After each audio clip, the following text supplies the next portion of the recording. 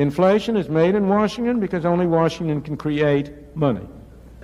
And any other attribution to other groups of inflation is wrong. Consumers don't produce it. Producers don't produce it. The trade unions don't produce it. Foreign sheiks don't produce it. Oil imports don't produce it.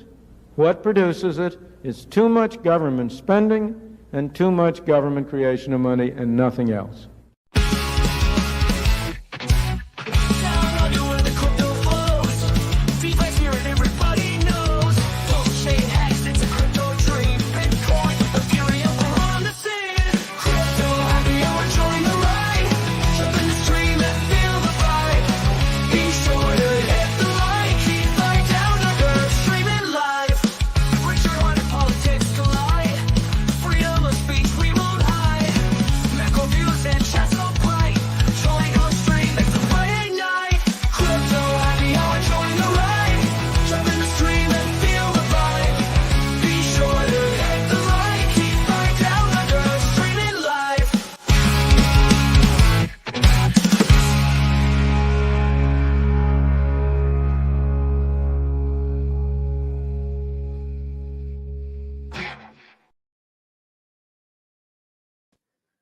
G'day everyone. Welcome to the happy hour. It's Friday here at last. Yeah, beautiful day outside in most parts of Australia. Hope it's good where you are as well. And yeah, we got Dozza here and Ross with us today.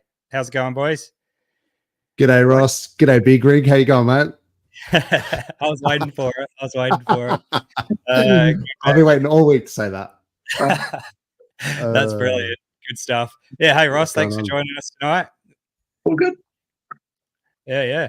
Hey, Sweet. I was just wanted to mention first up, I was mentioning about how good the weather is here, but people aren't doing so well over in the US, around Florida and man. that. So, my heart goes out to anyone out there that's doing it rough and dealing with all the issues with the weather over there. So feel free. Hurricane Milton that's savage, man. That is just, I've never seen anything like it. Some of the footage I've seen. So yeah, that's oof. Yeah, hopefully everyone is safe out there. Exactly. Yeah. No, it's not looking too good. So if anyone's dealing with that or knows anyone out there, reach out if you need to talk to anyone or let us know in the chat. But yeah, it's we're thinking of you guys. So part of the Hex or PulseChain community, we're all together. So yeah.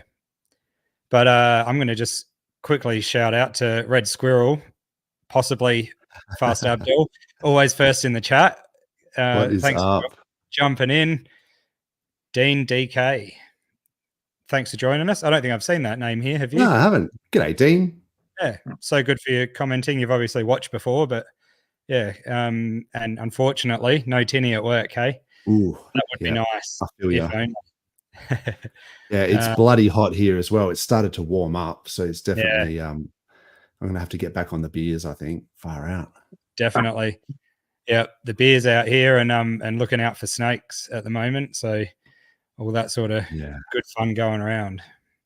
But yeah, high expectations is there. And Yaveen, as always, good to see you. Thanks for joining in. And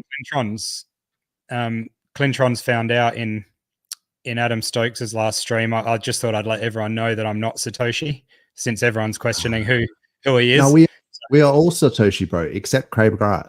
That's right. That's how it works. Yeah, right, exactly. That's what I thought. My wife actually made the thumbnail for today, and I thought that was pretty fitting. It could be the police officer checking if that Lambo driver was Satoshi, but all he had was a PulseChain coin. So those that doco, the HBO doco, and then they said it was that guy, someone Todd, I forget his name already. Peter Todd, is it? Paul Todd or Peter Todd? Yeah. But it just seemed like he gave him quite a bit of grief about it, and he was sort of saying that this is exactly the type of conclusion you would expect from like a documentary maker to just come in and sort of you probably should have spoken to. I mean, I haven't seen the doco, and I guess Adam Back was there, but it just seemed like he was so incredulous that they did all this research and they settled on him, and he's just going, nah, it's not me, bro. Like, he didn't even try and claim it or anything. So I think maybe that's exactly what Satoshi would say, though. that's exactly right. And who knows? I don't think we'll find out through someone doing a documentary like that. It was all just engagement and clickbait, really. Good way to get people watching. And a lot of people fell for it, including me. I mean, I didn't watch it, but I did click around quite a lot. And it's yeah. I thought maybe they were going to say that it was Adam Back, and I was like, yes, I think so too. But he was just part of the doco, and I'm like, okay. Then I'm confused. So, but yeah, I have to watch it really before I can comment too much. Yeah, exactly. Yeah, 100%. Yes. Well, in the way of prices this week, we sort of had the good pump on Hex through the stream last Friday, and then over the weekend it was still looking really good, and it sort of started to teeter away, didn't it? But we got a good little pump in the last few hours. I like this that this is the Hex chart here, and it's like, I sort of have this thing about when it closes on the 20 SMA, and it could be like and then so it wicked down below it. Yeah. And everyone would have been like, it's over. And then not today. Yep. So it didn't close below the 20 SMA. That's a pretty big, almost like a capitulation wick where you see these, like it's gone right down and then bought straight back up. And then, sell it at your own peril at this point, because it's just got legs, doesn't it? It does. Yep. It's bloody unreal. I actually noticed a lot of buyers into Hex this afternoon were going from PulseX, swapping straight over. So I'm interested to see that ratio when we get to it, because I reckon it's possibly still climbing. The Hex Pulse ratio is back above that 277. So I was sort of saying that there was some support here at 277 last week, and then it basically just bounced off that. And so still above 277. It's 294 pulse per Hex. So that's just crazy. I mean, Hex is lower liquidity. This is the theory. It's got more volatility. That can work both ways, right? So it can obviously dump harder, but pump harder. But interesting to see that everyone, everyone's kind of got this meme coin sort of hat back on, and they're saying, oh, meme coins, and we can talk about that in a second. But when I look at the meme coins and then I look at how well Hex has performed, it's like, it's just opportunity cost, isn't it? Because why would you be in anything else when Hex is pumping so hard? That's right. Yeah. And I like, you made a comment, Dozza, a couple of weeks ago on the stream about, was it something like 80% of the community have been holding in Hex, and there were 20% that had got out or something? So it shows how strong the community is. There's 80% who have actually, hodled for a long time. Yeah, so there were some stats to show that that 80% of SAC wallets had increased their position since the sacrifice, since launch.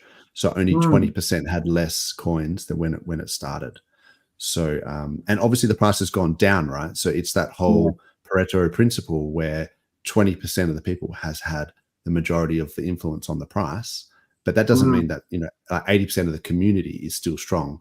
And like, if you believe in the Metcalfe's law effects of what community can do, and how if you sort of increase your I guess your community by however many X's, you can get the square of that in terms of price performance. So Hex has got a huge base. I think everyone always says that that one of the biggest strengths of Hex is, I guess, the community. And I've noticed, I don't know if you guys are going to talk about this, but I have to sort of address the elephant in the room, is that in the last week, there has been this paradigm shift into all of the crypto influencers out there talking about cults. Yeah. I shit you not. They are all saying, oh, the best, performing cryptos are the ones that have cult-like followers. And I'm just sitting here going, come on. They have used that against us. Yeah, exactly. For the last few years, just saying, oh, that's the Hex cult. They're just cultish members. And then now all of a sudden, Eric it's Wall, one thing that they're looking for. Yeah. It's like, look no further. Like we've got the cult like down pat. We've got oh look, there's Base Radiant. Base Radiant's in, yeah. Howdy, howdy. Speaking of Hey, cults, hey. join our cult. Are you ready for the Friday afternoon sacrifice? Yeah. You have to sacrifice a beer. Yeah, that's and it. and I don't actually have any beers today. So Got beans. Nice. oh yes, on the beans. Nice work. Yeah. I was just saying, like this shift to everyone saying that cults are bullish, and this narrative, it's just mind-boggling because I've used it as like this negative externality this whole time. Like, oh, these guys are just cultish, and in the documentary, you know, the Highest of Stakes, they use the one word to describe the founder, and some people said God, some people said savior, and all this sort of stuff. And at the time, I was just watching it going, oh no, like this is so cringe. I can't believe these guys are saying this. Like this looks terrible. Yeah. And then now I'm like, check this out. Like, you know, that's not a cult. You know, this is a cult. Yeah. Well, Bitcoin's a cult. I mean, Bitcoin's definitely. I went to a Bitcoin meetup a couple of years ago. You could not talk about anything. You could not mention smart contracts or anything at that meetup. There's about 70 people there, and you couldn't talk about anything outside Bitcoin at all. That's crazy, isn't it? Yeah. I mean, So I guess from that point of view, you know, the Hex community's down. It's been down 99%, and we refuse to sell our bags. You know, you've got people that are locking up for 15 years. Like the commitment. I mean, people refuse to sell it when it was high. They refuse to sell it when it's low. I mean, sometimes they just can't sell it. It's like literally locked up. And yeah, I just thought that's an amazing shift. Is it also fair to say, Dozza, that whilst 80% of the community are committed, there's still that 20% who had a huge influence on the price, right? Who, you know, and I suppose that's not any different to maybe many other projects and maybe, you know, the global macro economy, right? There's probably 20%, less than 20% of wealth, you know, well, 80% of the wealth is probably in less than 20% of people's hands, right? Globally. I mean, that's probably not too different there either. So it's no real surprise, but at the same time, you know, it's still kind of concerning. I kind of see it as a positive. Maybe it's just because I try and like reframe everything into a positive because it's just easier for me. I like that. But if you are talking about people who have the most coins in a community and have represent a largest percentage of the total value of that community, when do you want them to get out? At the top or at the bottom? Like to me, it's perfect. Get them all out at the bottom. That's awesome. So then they can't dump on us later when it's higher. Like it's going up with or without them. It's the way I see it. And it's just like, it's less coins for them to dump on us later. Yeah. Well, yeah, imagine, you know, some of these people that have been dumping. I know some of them have emergency and staked, but most of them haven't. That's probably, you know, the 20% that have. Imagine if we weren't able to lock up Hex and that wasn't the cult-like behavior that we were taught, right, or suggested to do or whatever by the leader, then everyone would have dumped a lot more, wouldn't they? Yeah. You know, that's part of the beauty of the Hex contract, right? Is that people who said that they believed, but then decided later that they don't, they get penalized like hugely with the EESs, and that gets paid out to stakers. And it means that they can't extract the total value that they represent. So that's part of the game theory of it, I think. Definitely. Yeah, people's patience wear thin. And yeah, they just start getting trigger happy and bored and just want to chase pumps. So it's good that we got that staking function, that's for sure. But yeah, I saw someone. Sorry, I was just going to quickly say, I saw someone pay something like 700 grand worth of gas during the week. I don't know how they did it. Yeah, I heard Seven- about that. Somehow on Ethereum, they paid for a transaction. It was Was it an 700 MEV grand. bot? I'm not sure. I'd have to try and find it. But I just looked at it and went, Because I was looking what? at gas and I saw an MEV bot was like just a stupid nair. Like it was just like they had some increment. I don't know. This is a complete tangent. Sorry to. It could take be. you No, off, it could be. It could have been an MEV. yeah. They're just. I just they're don't playing understand silly how that games. someone's just got like, I don't know, $750,000 worth of ETH in a wallet, and they're just like clicking, and then somehow I don't know what happened, and they've just gone, I'm going to pay $750,000 for gas. That is even as I say, it doesn't sound right, but I swear I saw that during the week. Wow. Yeah, Yeah. absolutely nuts. Hey, Base Radian, what's been happening with you this week? Not much. Pretty same old. Yeah. Don't have much. Cooking? Yeah, be- cooking. Devs be cooking. There's been a few devs cooking at the moment, I've noticed. A lot. Base a lot, Radian, a one lot of them. But did you see Steph's thing? He's just brought out the release of the white paper for his thing. Yeah. It's going to be interesting. I had to listen to the sort of video that happened overnight, our time. It was interesting. It seems like something to look into a bit more, and I think we might even be having Steph on next Friday for anyone that is able to be here and join in the chat. He's going to come on, talk to us about it. Yeah. First of all, I want to know if it is Yulti or if it's Ulti, because I always the whole time leading up I thought it would be called Ulti. Ulti, like ultimate. Exactly, yeah. Or it's it's probably because of the French accent, maybe. Oh, maybe, yeah. Oh, I think you're right. I think it's like ulti as in ultimate, but I don't know. But it's just because he's got that accent. Maybe it's like he says ultimate, or I can't even do it.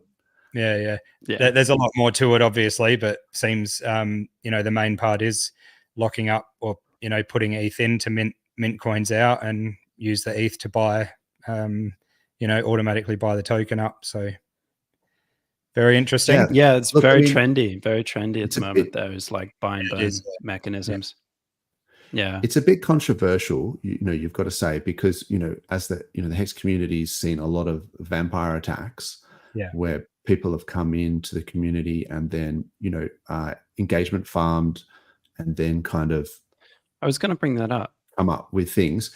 But I guess now that I think we've seen it so many times, Jack Levin and all this sort of stuff, it's kind of like I feel like we're desensitized a little bit to it. So if people want to make coins, it's like, it's like we don't feel as like the same necessity to ape into every single thing that someone brings out. And then it just becomes like, are you interested or not? Like, do you think the game mechanics are good or not? If you don't, then don't get involved. Yeah. But whereas I remember that when there was maybe a couple of years ago, even like a few years ago, with the sacks as well. Yeah, there was so few things out there that there was like one thing would come out and it would just blow your mind. You'd be like, oh my God, I've never heard of anything like this. And then you just sort of wanted to get involved. And then I think that leached more maybe money out of the community. Whereas now I think we're just sort of a bit more, it's up to you, like make your own decisions. Yeah. The thing. Yeah, that's right. In a way, I'd like to see the capital of everyone that's, making these or whatever to just go into PulseChain or one of the core coins in there or something. But at the end of the day, everyone wants to do their own thing and they think their project could do better than others or whatever. So, see how we go on that. One thing about it is that there's no sacrifice for it or anything like that. Yeah. Which I do like. And there's gamification and stuff, but that's really for like big players, for the whales type thing. So, see how it unfolds. Yeah. It could be interesting. I'd like to hear more about it, I guess. Like I'm sort of like interested from him. And particularly from him, because I had a quick look at the that white paper thing and I was listening to it, but it was quite late or early this morning. Yeah. And I was like, did he say reflection token? And then I was like, wait, what? And then it looked like they were putting ETH to pump. And it sort of reminded me, I guess, of like the Titan sort of style of the like buy and burn. I guess everyone's kind of borrowed that buy and burn idea a little bit from PulseX. Yeah. And then, but maybe this is like different in some way. But one thing that was interesting when I was chatting to Klaus about it was that, this idea that, meme coins and that everything can be a meme, like Bitcoin has the store of value meme, and that it used to be peer-to-peer cash, and that sometimes, you have like the best utility things in the world that have the best dynamics and best sort of, mechanics and fundamentals and things. But unless you have a massive community behind it, like the cult, then it might be hard to pump it. And sometimes you need just, because like we've seen, like, like a mascot or like a, like a dog with a hat or whatever, just something that people can just understand easily. You know what I mean? Like if it gets too complicated, it kind of switches like normies off. Like not necessarily me, because I might be like, there's different class of investor or participant. Yeah, true. And like there's people with massive amounts of like ETH or even Pulse, and they're only looking for like 2% on that, and they're like they're providing liquidity with that. And then there's other people who like degen into things. There's people who are looking for meme coins, pump and dumps to try and participate in that. Yeah, it's different people, different strokes for different folks. It's almost like I think people that haven't made it yet, like you're saying, trying to really get that generational wealth, and then people that have got that are just trying to cultivate it and protect keep it. Yeah, exactly. Yeah. And like Yvonne's saying in here, bit of shiny object syndrome type going on. And it is an interesting idea about diversification, because a lot of financial gurus or whatever, they preach diversification, but that works great if you're trying to retain your wealth, like in what you're saying. Though. Well, I was going to say, in terms of true diversification, so when base rating, you're talking about like retaining your wealth. So if you're diverse into 50 different meme coins, you're not actually diversified, because they're all meme coins. Like that's just one category of asset. Yeah. So you need to be having like real estate, stocks, bonds, crypto. And then within that, pretty much everything is tied to Bitcoin to some degree in crypto. Yeah, so it's not true diversification if all of your stocks are like tech stocks, or they're all AI stocks, and you think you've diversified into like different tech stocks, but they're all tech stocks. So that's not true diversification. Yeah. The same thing with like if you go sorry. Oh no, I was just gonna say, in terms of like, that's, I guess, maybe like more definition of diversification type thing. But in terms of retaining wealth, then that's great. But for the average person, you want to be almost, I mean, I don't want to say, but like a large percentage in the thing that's doing the best. You know what I mean? Because you're not trying to, like, of the money that you could afford to lose, right? Like if you've got like massive bags, then it becomes, like you say, a different game, or a game of retaining it, earning small amounts of yield. But if you're really trying to, get sort of massive gains on like a relatively small amount, you just really want to be in the thing that's performing the best, because all those other things are opportunity costs. And, so you can plot that versus the thing that's going up the best, I guess. But, it does depend what kind of investor are you. Are you a short-term investor, or are you a long-term investor? If you're a short-term investor, you want to be in the latest and greatest thing, and that requires timing the market, right? And timing the market is very, very difficult, right? People can talk about all the different strategies, but, sure. I've read books on, trading and psychology of investing, and it has a very high failure rate, right? The other option is long-term investing. Well, but long-term investing is still very difficult. Holding for 10 years is still very difficult. It's still actually not easy, right? So it just depends what kind of investor you are. I would say if you're a long-term investor, you need to be diversified. If you're a very good short-term trader, then you want to go into something with a small amount and cash out at the right time. But I think that's very easier said than done, right? But couldn't you not be a both? Can you not be a short-term and a long-term trader? The same person can have a ratio of certain bags that are long-term trades and some that are short-term. So, but I agree with what you're saying. Like it's hard, and you can only be right over certain time frames as well. So, because some people might look like they're not doing well at the moment because they're trying to price in like future performance. Like they're trying to say, well, when this comes around, then I'm going to look pretty smart. So that's interesting as well. Yeah, I do know people like, Adam Stokes. I think he says he's like 80%, hodling long term. He's got 20% for, play money, essentially trading, and that's cool. Yeah, I get everyone's got their own way of doing it. Yeah, it's a risk tolerance. Yeah, it's a risk tolerance. Yeah, exactly. Definitely. Yeah, I found that transaction, by the way. So this guy paid 288 ETH for a transaction fee.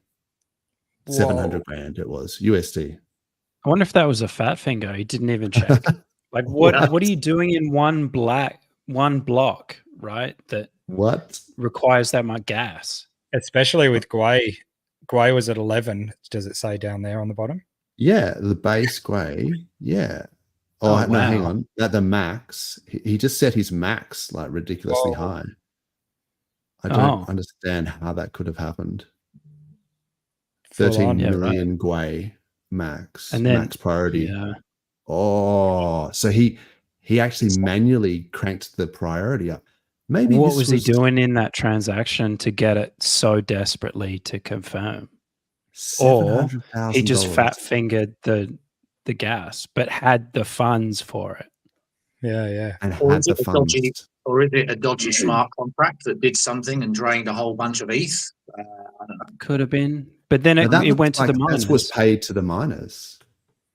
So unless he was running his own node somehow and paid it to himself, and it was like some way of, if he could somehow do that, I don't know.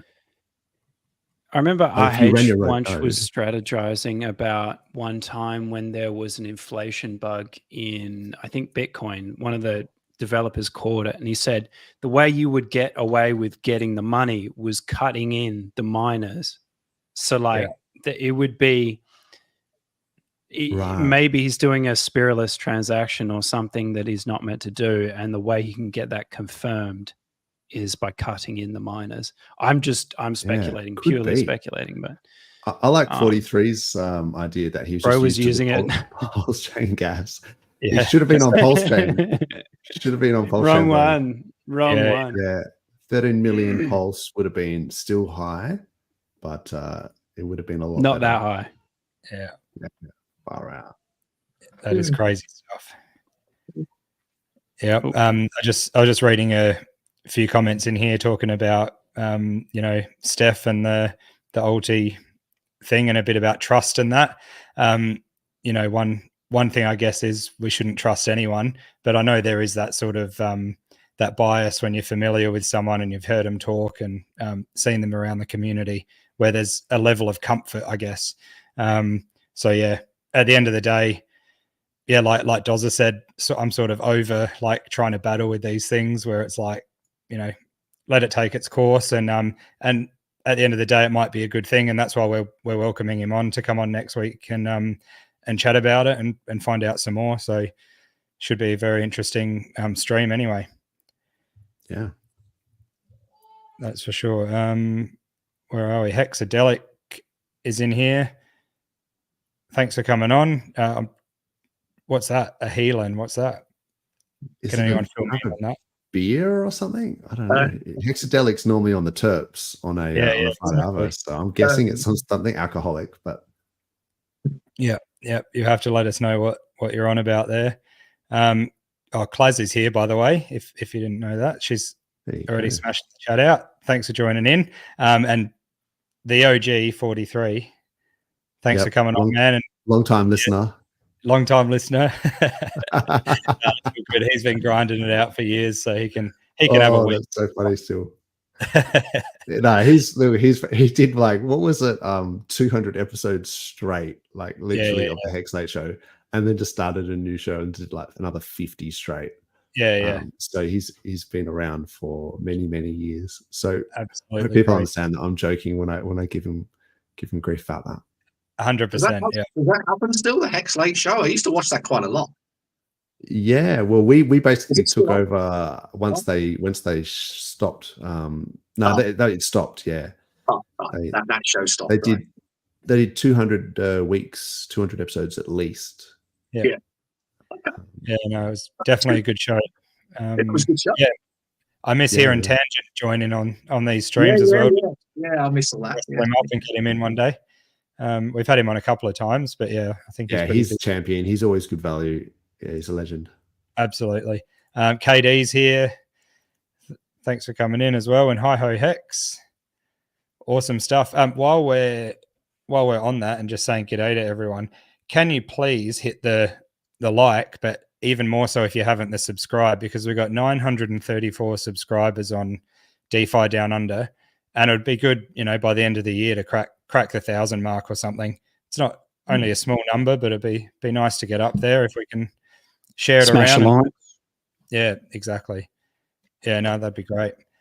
Speaking of, the community effect and the cultism or whatever the trendy thing is now. I just wanted to mention about something that Silver the Antidote's doing. So I don't know if anyone else has seen much about this. I'm just trying to bring it up.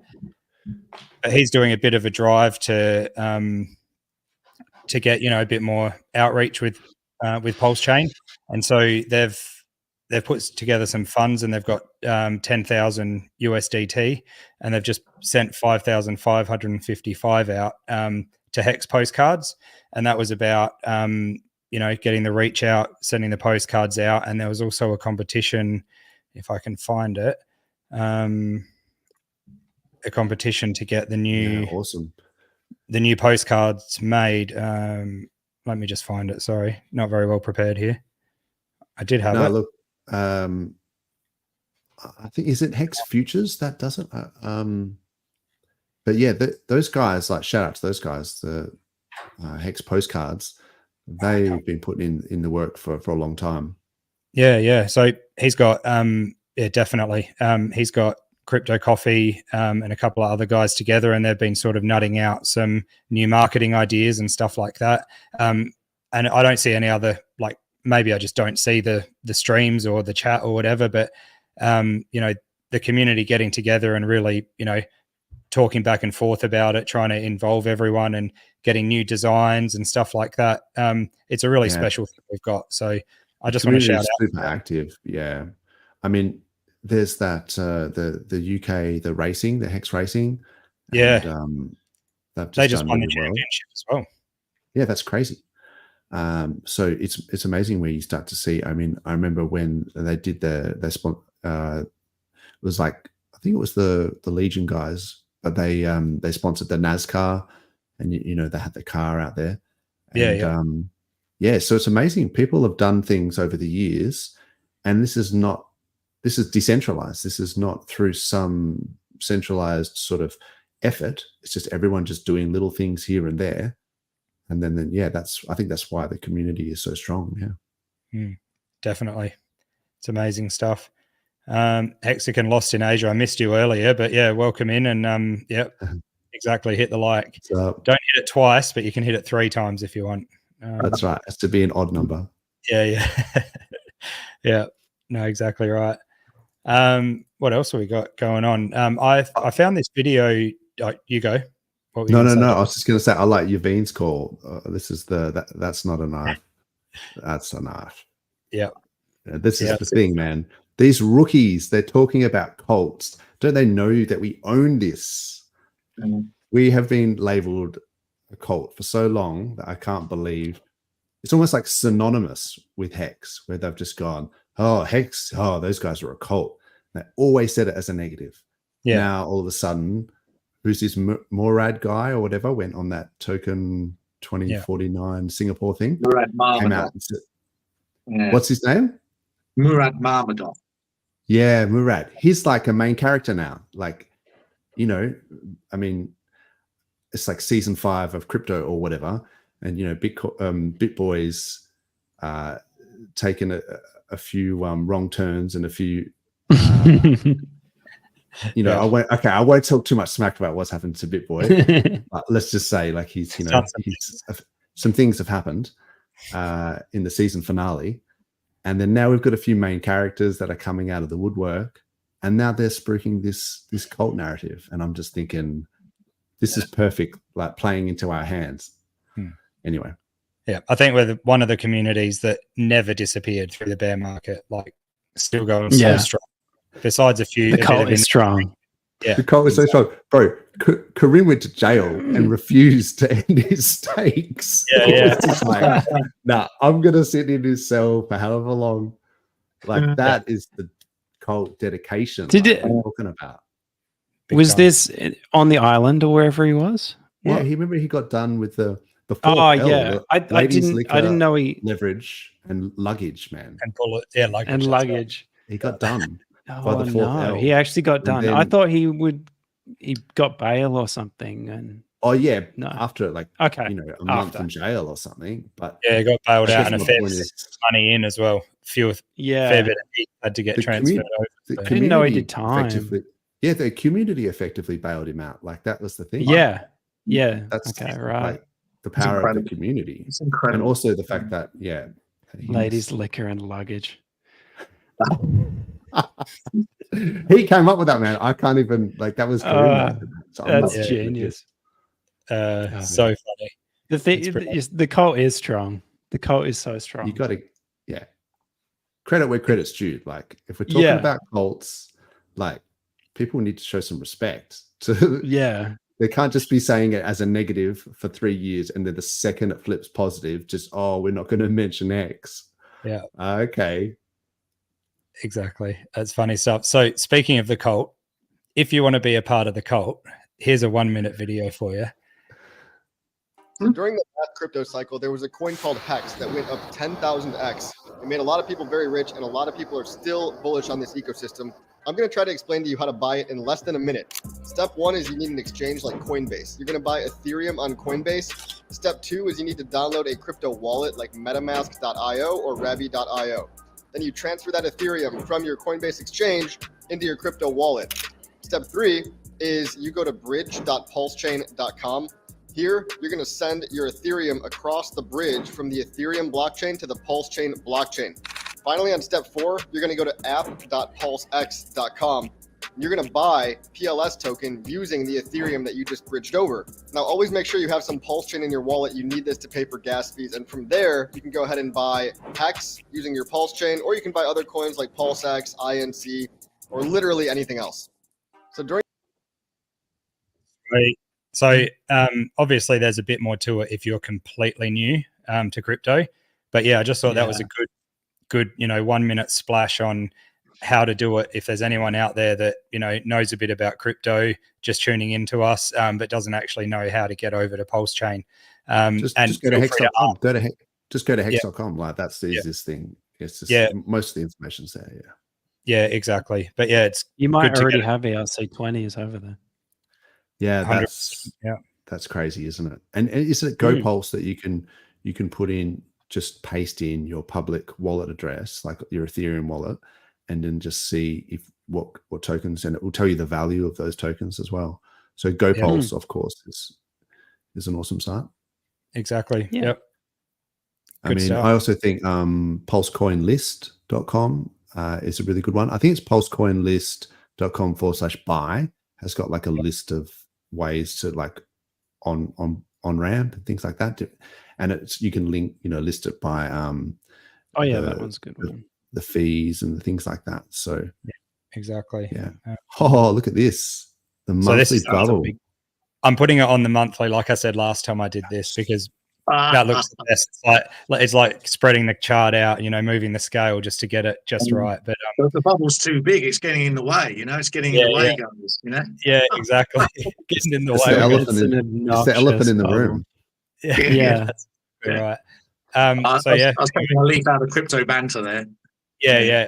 That's good stuff. That's he loves doing that. Hey, it's funny how I don't know how long he can keep going, but it gets the engagement, doesn't it? Because the Hex community comes over and likes up and gets. I reckon every 6 months he just thinks, "Oh, damn, the engagement's a bit low.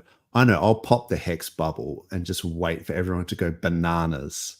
Yeah, a lot of people are like that. Even like Joe Paris. Like I know he's into Hex. Like, and I know he sacrificed for PulseChain. But every now and then he just puts up a tweet like, "Who here's into Hex?" And it's like the most engagement on anything he's done.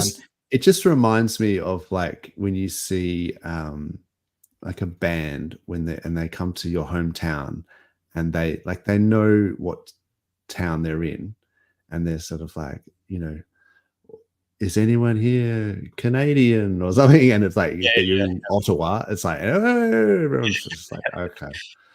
Exactly. They have to check their notes to be like, it's like that's the Simpsons joke, I think, where he has to like look on the back of his guitar to see like it's written there to which town he's in, so he can just cycle the name of the town. So yeah, I don't know. When I see those guys do that, I'm just thinking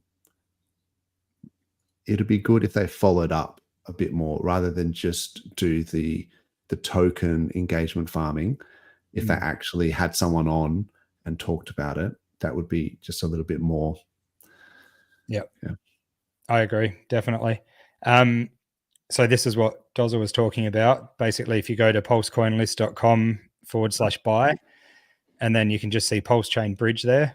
And there's a guide. You click on that and it'll take you right down. I mean, right, and Pateus is the best. I like, as much as I love PulseX and all that sort of stuff, you know, Pateus will give you there's MEV bot protection with your swaps. A lot of the time it's routing through PulseX, but it gives you the best slippage, like exactly. So once you've execution, that's it. So once you've come through here and you know, gone across the bridge and you've got your Ethereum or whatever you're sending over, then you'd go to. We would recommend going to pateus.io. That's the site, isn't it? .io. Yep. Yeah, I think so. Yep, and then swap it on there. Definitely the best way for order execution. I mean, you can see when you click on that little show route, and it will tell you that it's routing, you know, through Fux pools, PulseX pools, 9mm, whatever. Sometimes it will even arb it and give you more money's worth of coins than what you started. Yeah, you get slippage in your favor. Yeah.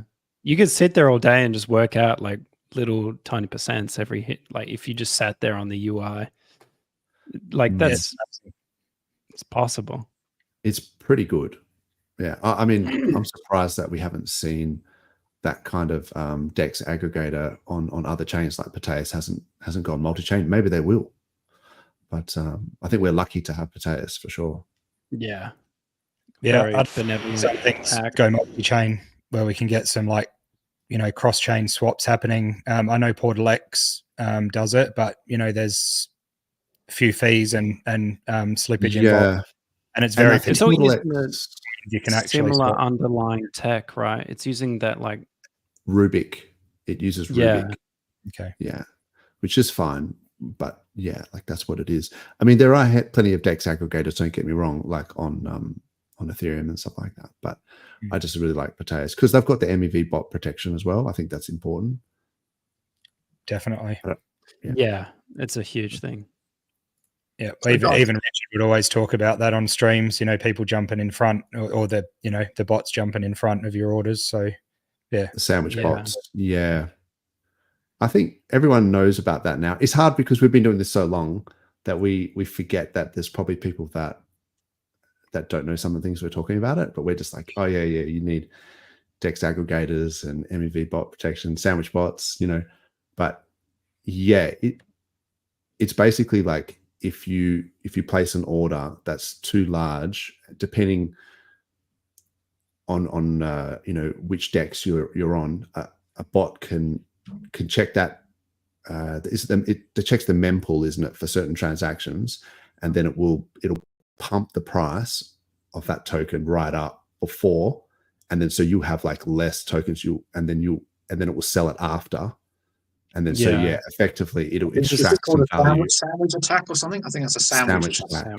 Yeah, so it effectively extracts the economic energy out of your buy, and then you'll just be left with less tokens. Yeah.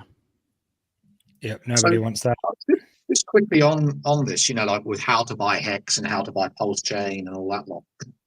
Maybe you guys have discussed this before in your previous shows or in the community, but what if Hex or PulseChain were to get listed on some big exchange, just say, platform or someone to suddenly decide to list it.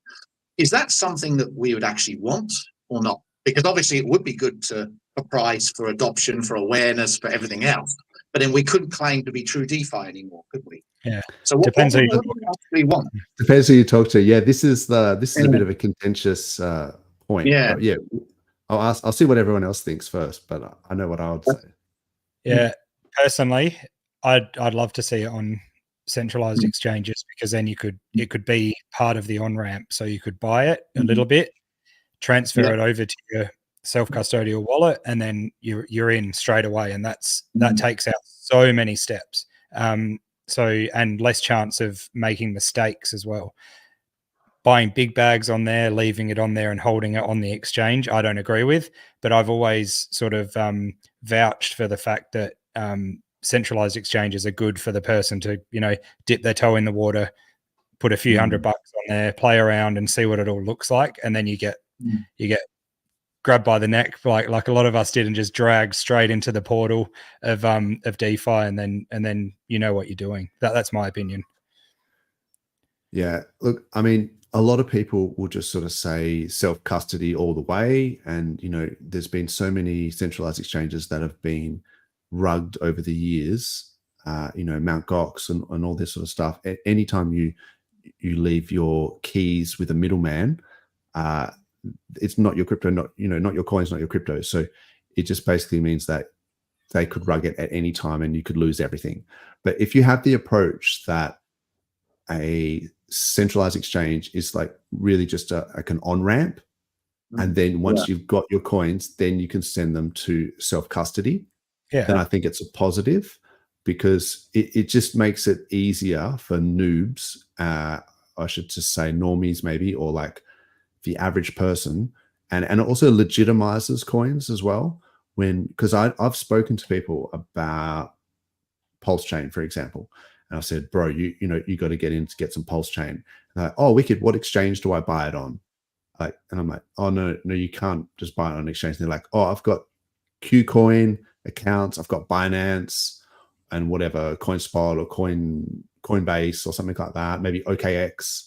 And I'm like, no, you can't get on any of those exchanges. And they're like, well, then I'm not interested, because for them, only legitimate coins would be on those exchanges. And I think they're wrong to think that, but it is definitely, we're trying to appeal to the masses. We're trying to make everything go viral so that it can pump our bags. And I think if you can get it on centralized exchanges, like good centralized exchanges, like MEXC, like it is on MEXC, like Pulse is on MEXC, but it's not the biggest exchange in the world. There's no KYC for MEXC, so I think that's a good thing. But it would be nice to see it on like Coinbase or something like that. But yeah, they would have to buy up enough of it that they could provide liquidity.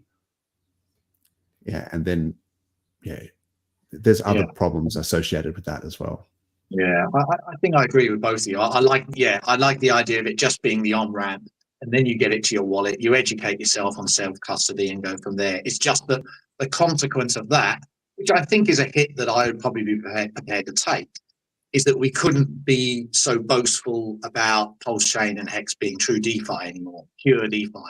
I think that's something that would have to be sacrificed to some degree if that were to happen. But I think if I could choose a path, I would go with that path. But yeah.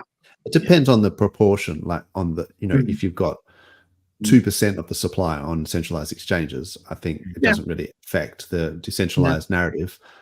If you had 98% of your supply on a centralized exchange, then that's different. Yeah. So it depends on that ratio, really. Yeah. I mean, you can't stop people. That's the point of decentralization and permissionless crypto, is that you can't stop an exchange from listing it and just getting a massive bag of it and then just listing it. So it's not really up to us. But I think the thing is that hexagons don't want to pay for it. That's the line. It's that we don't want to pay to have an exchange list us. Unless it was like a small amount of money, maybe it's just like, but it's not this, how, with Binance and a few of these other exchanges, the founders will literally pay to get their coins on it, and then there'll be like OTC trades and all sorts of weird stuff, and then all those guys just dump the coins. So yeah, then that creates sell pressure, right? It's a sell at the news event usually when a coin gets listed on an exchange. Not only that, but it's part of this community that like we won't pay for things. That's why we don't have like the Etherscan branded block explorer, because it's the same deal, right? It's they want something like $1 million year over year to keep that going. And there might be some other reasons as well. That that as well, but I think that's just like conspiratorial, but I don't know.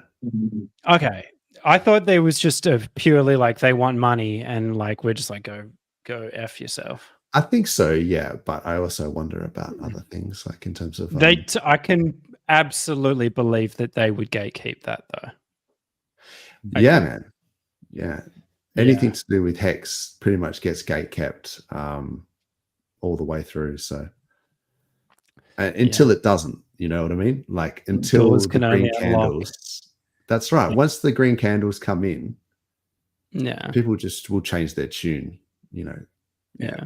Green candles and positive results maybe at, you know, after the court case and, you know, next year sometime when there's answers on it. You never know what could unfold after that. Maybe we'll get the true believers, or you know, the people that didn't believe now start to come across. Because I don't think we need them, to be honest. I actually don't think we need decentralized exchanges. I think it would be great, and it would be great if the influencers didn't gatekeep us and all that stuff. But we don't really need them. I think at the end of the day, the fundamentals of Hex and PulseChain stand on their own. And we've got enough of a community base that if we can, expand that user base, then it'll pretty much take care of itself. I mean, we're seeing big candles at the moment, like 10, 11% for the day. And this is just with the same people, you know, we haven't really expanded our user base yet. So once people start to FOMO in with those green candles, it brings in more people.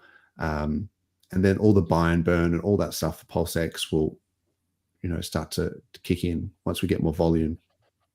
Yeah, I mean, well, Hex did a huge price appreciation, 10,000x without being on exchanges, didn't it? So yeah, I don't necessarily think it needs exchanges. It's just, it was just I'm just interested to see what you guys think. Because it is a divisive question, I guess. Yeah.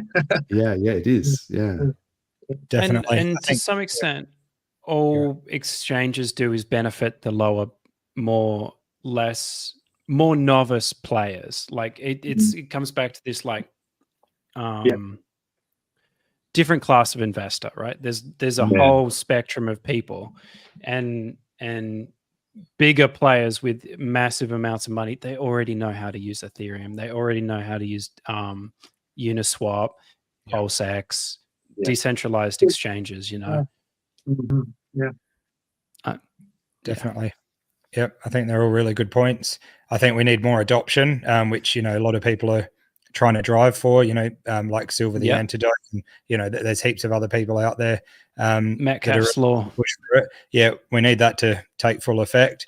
And that's why we're here streaming. And there's, you know, so many other, people making content. How we get the big adoption, not sure. But I think as we know, the green candles are what really brings people across.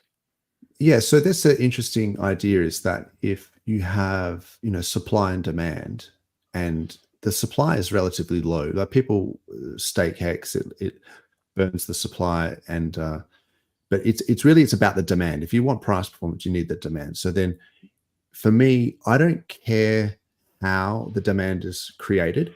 If some people want to see Hex as, you know, some sort of future world currency, that's fine. Okay. If they want to see it as an instrument for generating yield, a permissionless yield, then I think that's great. You know, and I think if people want to see it as like just a savings vehicle, again, permissionless way of saving and all that sort of stuff, awesome. If someone wants to call it a meme coin, then I'm fine with that as well. Like, as long as you buy it, or you tell someone about it. You can call it whatever the hell you want. Like I really don't care, because I've seen some influencers and they're like, oh, that hex, oh yeah, that's a meme coin, and it's like now and then, as if it's a bad thing, and then they're like, let's look over here at the top performers for this year and how they've all been meme coins, and how Dogecoin has outperformed Bitcoin. And it's like, you can't have it both ways. Like, you can't say a cult is a bad thing and then all of a sudden it's a good thing. You can't say, oh, Hex is just a meme coin, but also check out these meme coins. So I guess my point is, I don't care how they label it. If people want to, interact with the contract as a permissionless yield, and then that's the way that the value that they see in it, then that's awesome. But if people just want to speculate on it and then pump it up, and it goes viral for that reason, then I'm fine with that as well. Yep. I think that was amazing. I agree. And that's a really good point, because it's all of them to me. I see it as all 3 or 4 of those points that you made. And if anyone else sees it as just one of those, sweet, I don't think they're mutually exclusive, right? Like, and sometimes these meme coins, this is one of the points I was trying to make as well, is that they have a story behind them, and there's a narrative. And so Bitcoin has the narrative, the store of value, but even the rich founder, like the billionaire founder that buys his own coins, like that is a strong narrative. Like, even if you argue against it and say, oh, it's not Richard buying up the price, or maybe it is, maybe it isn't, but that story, like that's a powerful story. And then people can see the SAC wallets and they know that there's 170,000 ETH there that is in theory going to get used, maybe potentially, to pump up the price. So it's like, you want to get in before that those SAC wallets start buying, right? So that, some people don't like to talk about that, and they think that we should just have organic growth, and then that's fine as well. But I also feel like in a world where people are starting to respect stories and narratives, like that could be a powerful story for some people as well. Yep. Well, and on a more sarcastic note, a lot of people were calling Hex a scam, and we were getting scammed to the upside. So as long as it's going up and I'm getting scammed to the upside, you can call it a scam all you like. Exactly. No such thing as bad Magic publicity, carpet, right? Yeah, 100%. That's good stuff. Just going back to the chat here, we've got Finbear who's rolled in. How you going, Finbear? Yeah, good to see you jumping in here all the time and saying g'day to everyone. And there was another one somewhere. Chris, thanks for jumping in, and hope you're enjoying the show. I haven't seen your name in here before, so any questions or want to comment on anything else, feel free to jump in. We love to get the chat involved and answer any questions. Or if you want to talk about Klein bottles, then I'm your man. Dozza's your man. Check that out in your own time. If anyone else is like, what's a Klein bottle? I was interdimensional geometry. Okay. Righto. There we go. I was get me started, man. I'm trying to get moving on this. This one here from Yvonne, you mentioned earlier. I don't quite get that. Is that like a movie reference or something? Yeah, I said Crocodile Dundee. Crocodile Dundee. That's I'm not joking. a cult. That's a cult. Yeah. Oh, right. I fell for that. No, sorry. No, Dozza's getting me on all the movie references lately. I've got like a notes thing on here saying movies to watch from Dozza, and that's right. So far I haven't ticked one of them off. So, bro, this list is going to just gets longer and by longer. the end of the year. Yeah, exactly. You got to do your homework, man. I know. Yeah, you don't want to know what we're watching at the moment. I'm happy to reciprocate. Like if you suggest like a movie for me to watch, like I'll check it out. Yeah, it's good. Like, have you seen the Once Upon a Time series? I think I'm aware of it, like from early days. That's quite old. We're almost done. I'm sitting through it at the moment, and then once that's done, we can get onto these other movies. Not that I don't enjoy it, but it's Yeah, I think you're doing the hard yards with going through that one. Yep, definitely doing I what's think important. your missus likes the action movies though, doesn't she? Yeah, she likes all sorts of movies. Yeah, we'll So get that's into it. that. You have to just like, take turns with it. I feel like you have to go, okay, now we get to Exactly. watch Predator again. All right, so put it in the chat. So far, we've got Demolition Man, Face Off, Magnum PI, and Over the Top. Well, So Magnum PI, I was just saying because you mentioned that guy Dagnum PI, I just said that the thing, but I can't say like I'm a huge fan of that. It's just old school. But yeah, look, Demolition Man, I feel like that stands. That's actually quite, and Face Off. I mean, that's action. Yeah. So put it Over in the the chat, Top which I should is watch first. literally only if you're interested in 80s movies about arm wrestling and trucks, which is a very, very small like subset of people. Yeah. That's funny. We'll get into them. Anita asked a question there. What's the best way to DC out of PulseX? I'm assuming you mean like PulseX, Hex, PulseChain or whatever, and swap in, should she swap into wrapped ETH or USDT? Look, DC out. At once, when you're at a good price appreciation, you probably want to start DCAing out. Not a bad idea. Take some time. Definitely want to take some off, but the best ways I would see is either using Proteus and just selling some. But if you want to get a bit more technical about it, you can do things like set limit orders. Where are we? Tetra has that on the Omnis, omnis.tetra.run, and they've got limit orders there, so you could easily set that to PulseX and say USDC or wrapped ETH or whatever, and you set the price that you want to sell it at, and you'll get it out. And they'll usually, I could be wrong, but you guys will correct me on that. Usually there's a lot less or almost no slippage when you're doing limit orders because it sort of hits up and hits the exact price you're after. Is that right? I think so, yeah. It's similar to providing liquidity mechanically, right? No, not really. I think. In terms of like a asymmetric liquidity, like a V3 liquidity position, it might be similar in that respect. Like you're putting in like a buy order at a low. Yeah. Okay. So it's only when the price how I gets always to that thought of point. it. Yeah, I think you're right in terms of V3 liquidity. But V3, not PulseX, but like V3. Yeah. I was actually going to suggest one way you could DCA out of PulseX is literally to swap it for Pulse and then provide liquidity in the Pulse DAI pair. Yep, nice. Or the Pulse Ethereum pair. So if you have a look, what's this? Pulse, so 59% APR in the Pulse DAI pair and nearly 40% APR in the Pulse wrapped ETH pair. So as the price of Pulse is going up against Ethereum, you would end up with more Ethereum. So you're effectively DCAing out of Pulse and into Ethereum.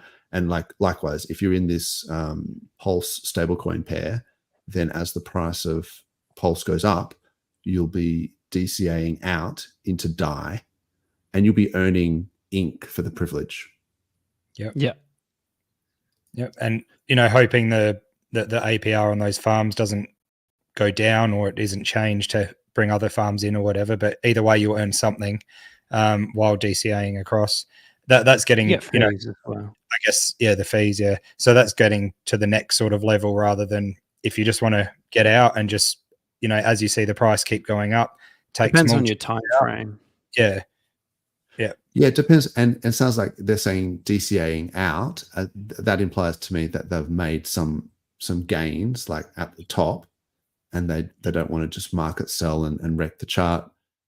Particularly if you've got a big bag, then exiting through liquidity as the price is going up, and you're providing liquidity to like a stable coin like Pulse DAI, then you'll be getting more DAI as the price of Pulse goes up.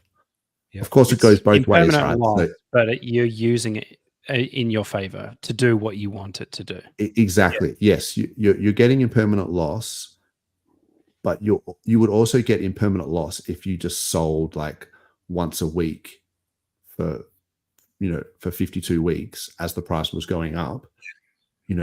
It's sort of the same thing. It's just like an automated way of selling. That's very true. I feel like that's what they're asking. Yeah. Yeah. The only thing there is that if the price runs up and you've got that liquidity position in, or that farm, the price runs up and then it starts coming down. It'll go back. Not DCA'd out. You're buying it back, and then you wouldn't have actually taken profits. So you want to be removing from that farm at some point so you can actually take profit or lock that in. So it depends what level you are sort of and feeling with crypto, how confident you are.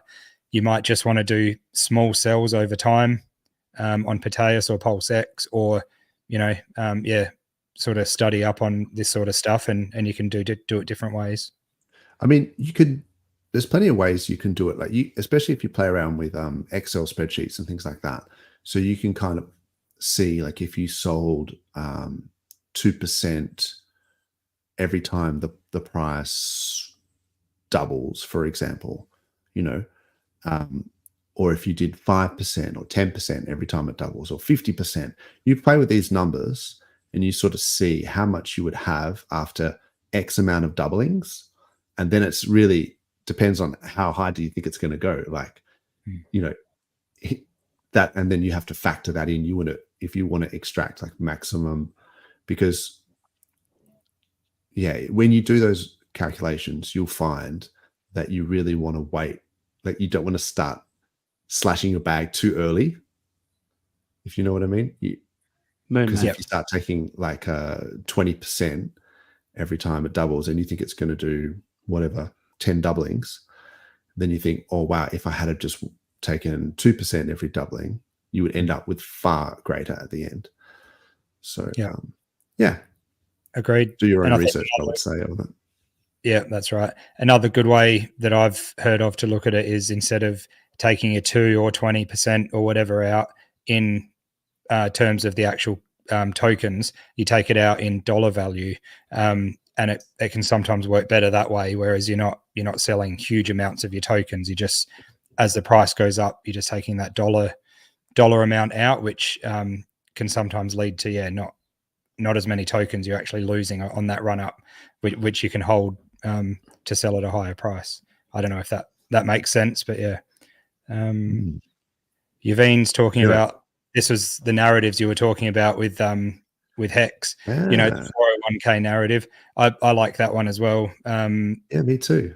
And the long-term savings account is what I see in Hex. Especially for your children. I've noticed a lot of people in the community that are sort of thinking about their children's 18th birthday or something like that. And they're like, well, then in that case, let's do a Quattro Cinco, because it's not for me. It's for them, in 15 years time. Or so, I kind of like that idea that people can base, milestones in their life, and then put savings away.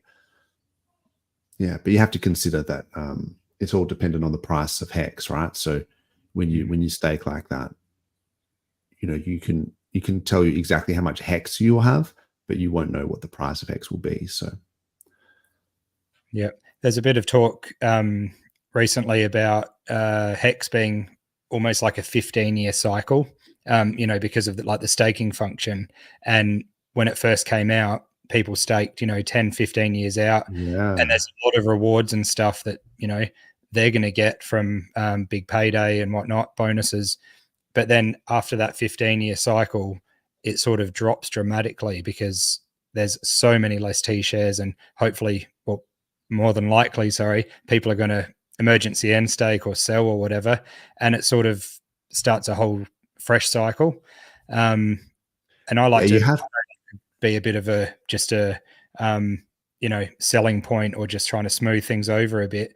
But I really think it will be like that. And I think it's great for that generational setup, to pass down to others, not just have for yourself for the next 5 or 10 years.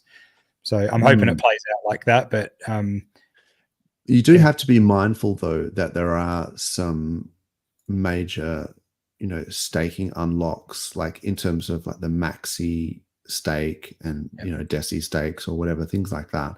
So probably a good idea to sort of time your stakes to end before those, if you were sort of, if you were going to do it around that time anyway, you probably don't want to be doing it like a week after the maxi stake. Like, yeah, for sure. Yeah. I know a lot of people don't like to think this far in advance, but I even think about and may or may not stake past those stakes now.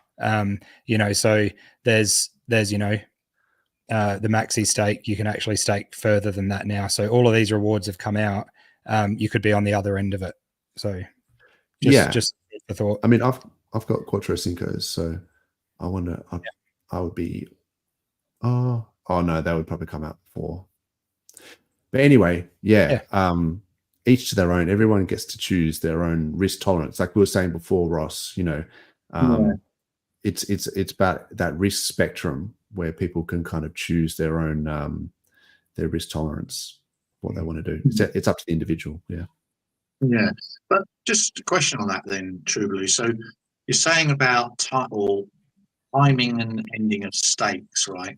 Because you're worried like the dollar value will drop after those 15-year cycles or something, or is that what you mean? I guess I'm talking about staking past them to hold T-shares for longer and keep earning rewards. And even when they end, and you can be further than them. I think Dozza was sort of mentioning about being maybe being able to front run them, those stakes coming out, because that could unlock, say, the maxi one that's, a huge stake that could unlock and then all of a sudden dump.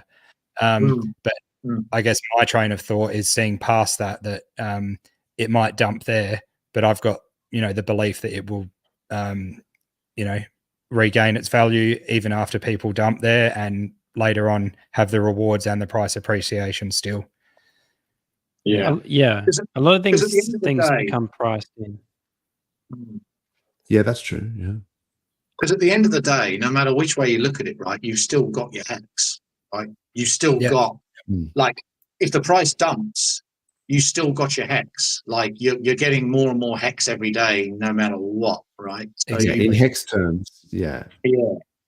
So you've still got the hex, right? So it's not like you have to cash out that hex when your stake ends, right? You could just keep the hex, you can restake it, whatever, and you still got your hex. You didn't lose any hex, right? So, yeah, I suppose it depends how you view it. Yeah. I mean, I'm slightly different to the way that everyone else does it, but I just sort of think, like if you believe in the 4-year cycle thing, then you would want your stakes to be coming out in multiples of 4 years from 2025, and then also be mindful of these big stakes that are coming out so that you end it before they come out. But, these are just market participants, the maxi stake and some of the big stakes and things like that. I mean, even Godwale, they tend to restake. So you can get a bit bamboozled by thinking, oh, there's a big stake that's coming out this week. And then, that guy just restakes it. You probably, these are just market participants. It's very different to VC unlocks. Because, I've seen recently the Ethereum Foundation has just been selling, like, literally every week. They're just selling another 150,000, like yesterday. And, most coins have got massive unlocks like Optimism, Arbitrum, all this sort of stuff. Yeah. They literally have to time when they're allowed to unlock certain tokens, and they immediately dump. So we don't have that in PulseChain. So I think that's one of the big things, because a lot about different blockchains, Ross. So have you seen, like, say with Optimism, Arbitrum, Sui or whatever, they have quite a lot of unlocks, don't they? SUI has about 40% inflation in the next year. So the supply of SUI, I think the circulating supply of SUI at the moment is about 2.5 billion. But by next year, October next year, it's going to be about 3.5 billion. So that's about a 38%, of inflation, right? Wow. Now, you could say, well, that's not entirely unusual. Bitcoin had massive inflation in its early days, right? But people have to be aware of that, right? So that you can get caught up in the SUI hype at the moment, but you have to be aware of all the token unlocks as well. SEI, I think, is very similar, SEI, SEI. And as you said, the great thing about PulseChain is we don't have that problem at all. The supply is, it's going down. It's not going up in any way, shape or form, right? So that's what I love about PulseChain, right? So yeah, people have to be very careful of, getting caught up in the hype of some of these things. SUI's all the hype at the moment, but I remember back in 2018, 2019, all the rage was Polygon, and how Polygon's going to scale Ethereum, and doesn't seem to have done too much, does it, really, Polygon, to help Ethereum, really? Although I'm not all across Polygon development and that lot. And then, Kadena was the next big thing, and that got up to about $33, didn't it? And now it's back down to $1. Now, I think Kadena's fantastic technology, and I'm very much into Kadena amongst a few other blockchains. But so I don't get too caught up in that. But you can easily get caught up in the hype price-wise, and then you realize there's a whole bunch of token unlocks, big dumps. Yeah, I mean, you can just literally, you can go on DeFi Llama and just look at token unlocks. I mean, this has got Aptos. Looks like they do daily unlocks, $25 million daily unlocks. And the next event is a $90.37 million unlock in 15 hours time. So this is just, Arbitrum, 48 million in 3 days. Paraswap. I mean, you can literally like Moonbeam, 480K. So I wonder if you can do this in terms of dollars. Daily unlocks. But that's the great thing about PulseChain, isn't it? The price is the price. There's no need to worry about future dilution and look at this. Look, so BitTensor, $10 million daily unlocks. Solana, 9.6 million. WorldCoin, 8 million. These are SEI, 1.6 million.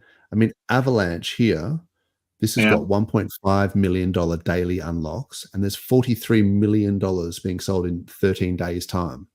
Yeah, this is the thing that is crazy to me, is that you get founders like, or even not even founders. I mean, the Ethereum Foundation is not even the founder. It's the foundation literally just selling every other day. You've got, what did I just say? It was $43 million unlock for Avalanche coming out, $90 million for Aptos in 15 hours. All of these foundations, all of these founders, like literally selling. And you've got Richard Hart, who has not sold a single hex, right? He's doing the opposite. He's buying it, and they're calling him a scammer for it. They're like, and you're just going, what? I feel like I'm taking crazy pills, man. Like, he's literally doing the opposite. He's not only is he not selling it, he's buying it. Well, it seems to be, I mean, you could argue, allegedly that he was buying up the chart, doing the opposite of what these guys are doing out there. Like, the legitimate guys out there are all selling, and then they've got the gall to call him the scammer. I just don't understand it. It's just, it's interesting. I mean, with BitTensor, I'm not personally concerned with that one, because BitTensor has pretty much, it's the same tokenomics as Bitcoin, or 99% the same. It's got a 21 million finite supply, and so with that one, it's kind of, I'm less concerned about that. But with a lot of the other ones, they don't have the same tokenomics as Bitcoin. So they have reinvented the wheel in many ways. And so then you've got to start digging deeper. Okay, what are the tokenomics? How much inflation is there? Is there a finite supply? And how much, resides with the founders, the research team, and all this lot, right? So then you've got to really start digging a lot more. Whereas with BitTensor, it is just purely mined, just like Bitcoin.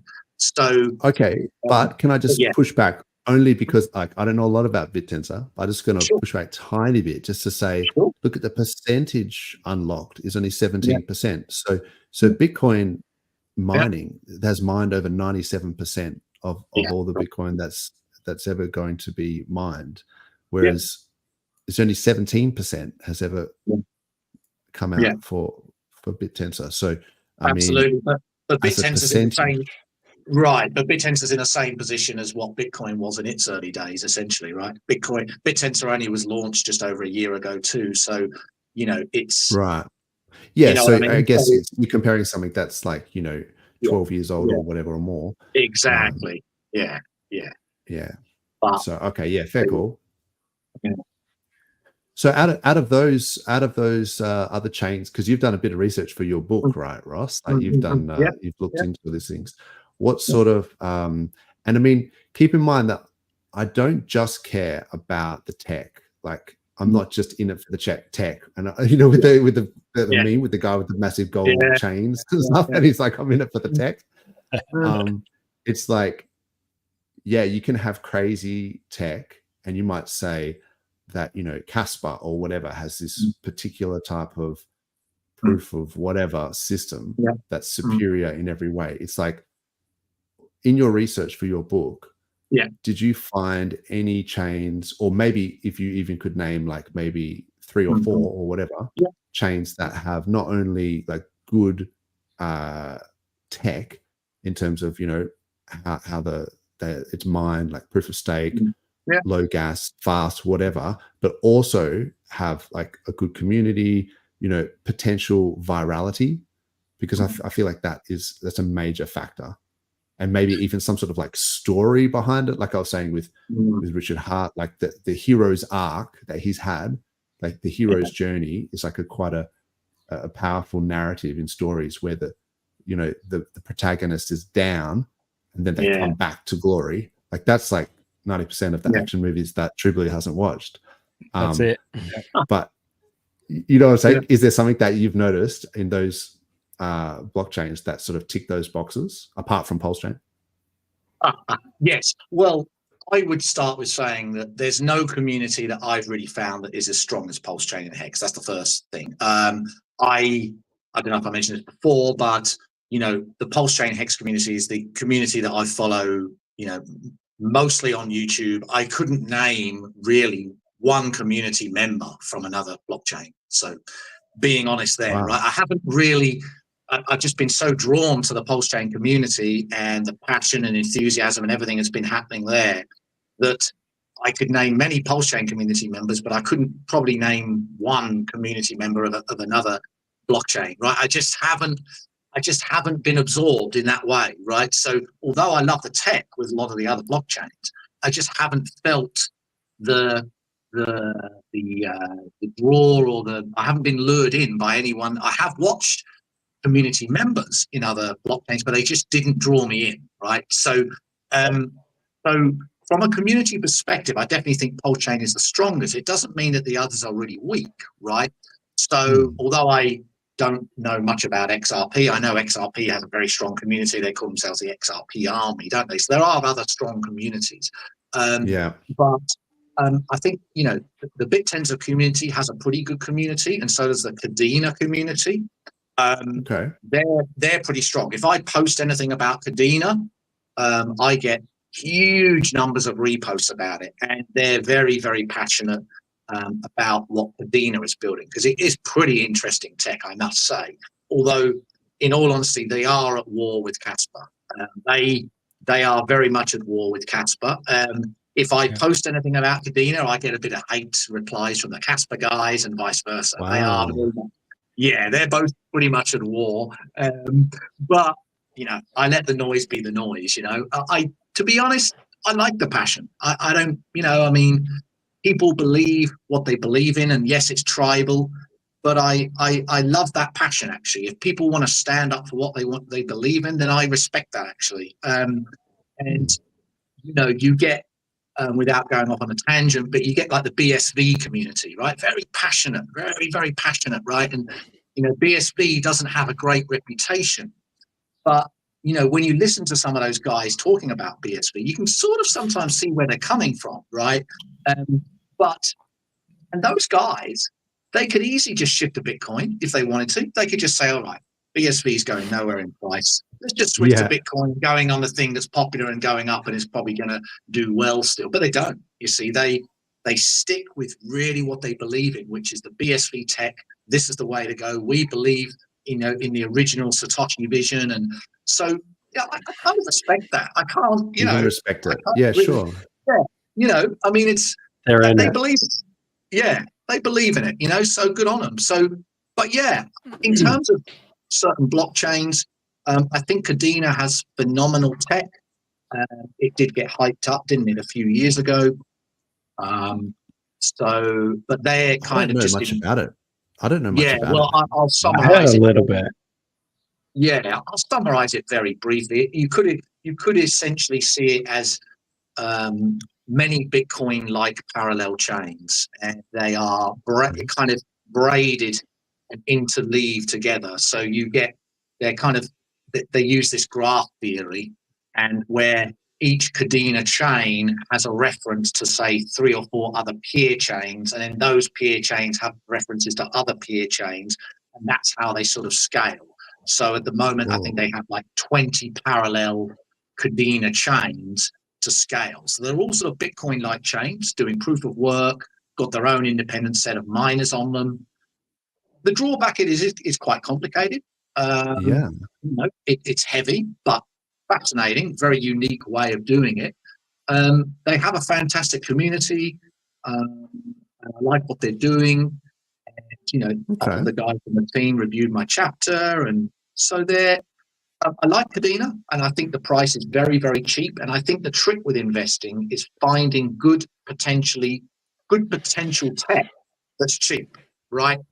So unlike Sui at the moment, Sui is good tech, I think, but it's expensive, right? It's a high market cap. It's getting expensive, and there's probably more gains to be had there. But price wise, I don't really look at it much at the moment. I'll wait until the next bear market when it crashes 70%. Then I'll become interested in it.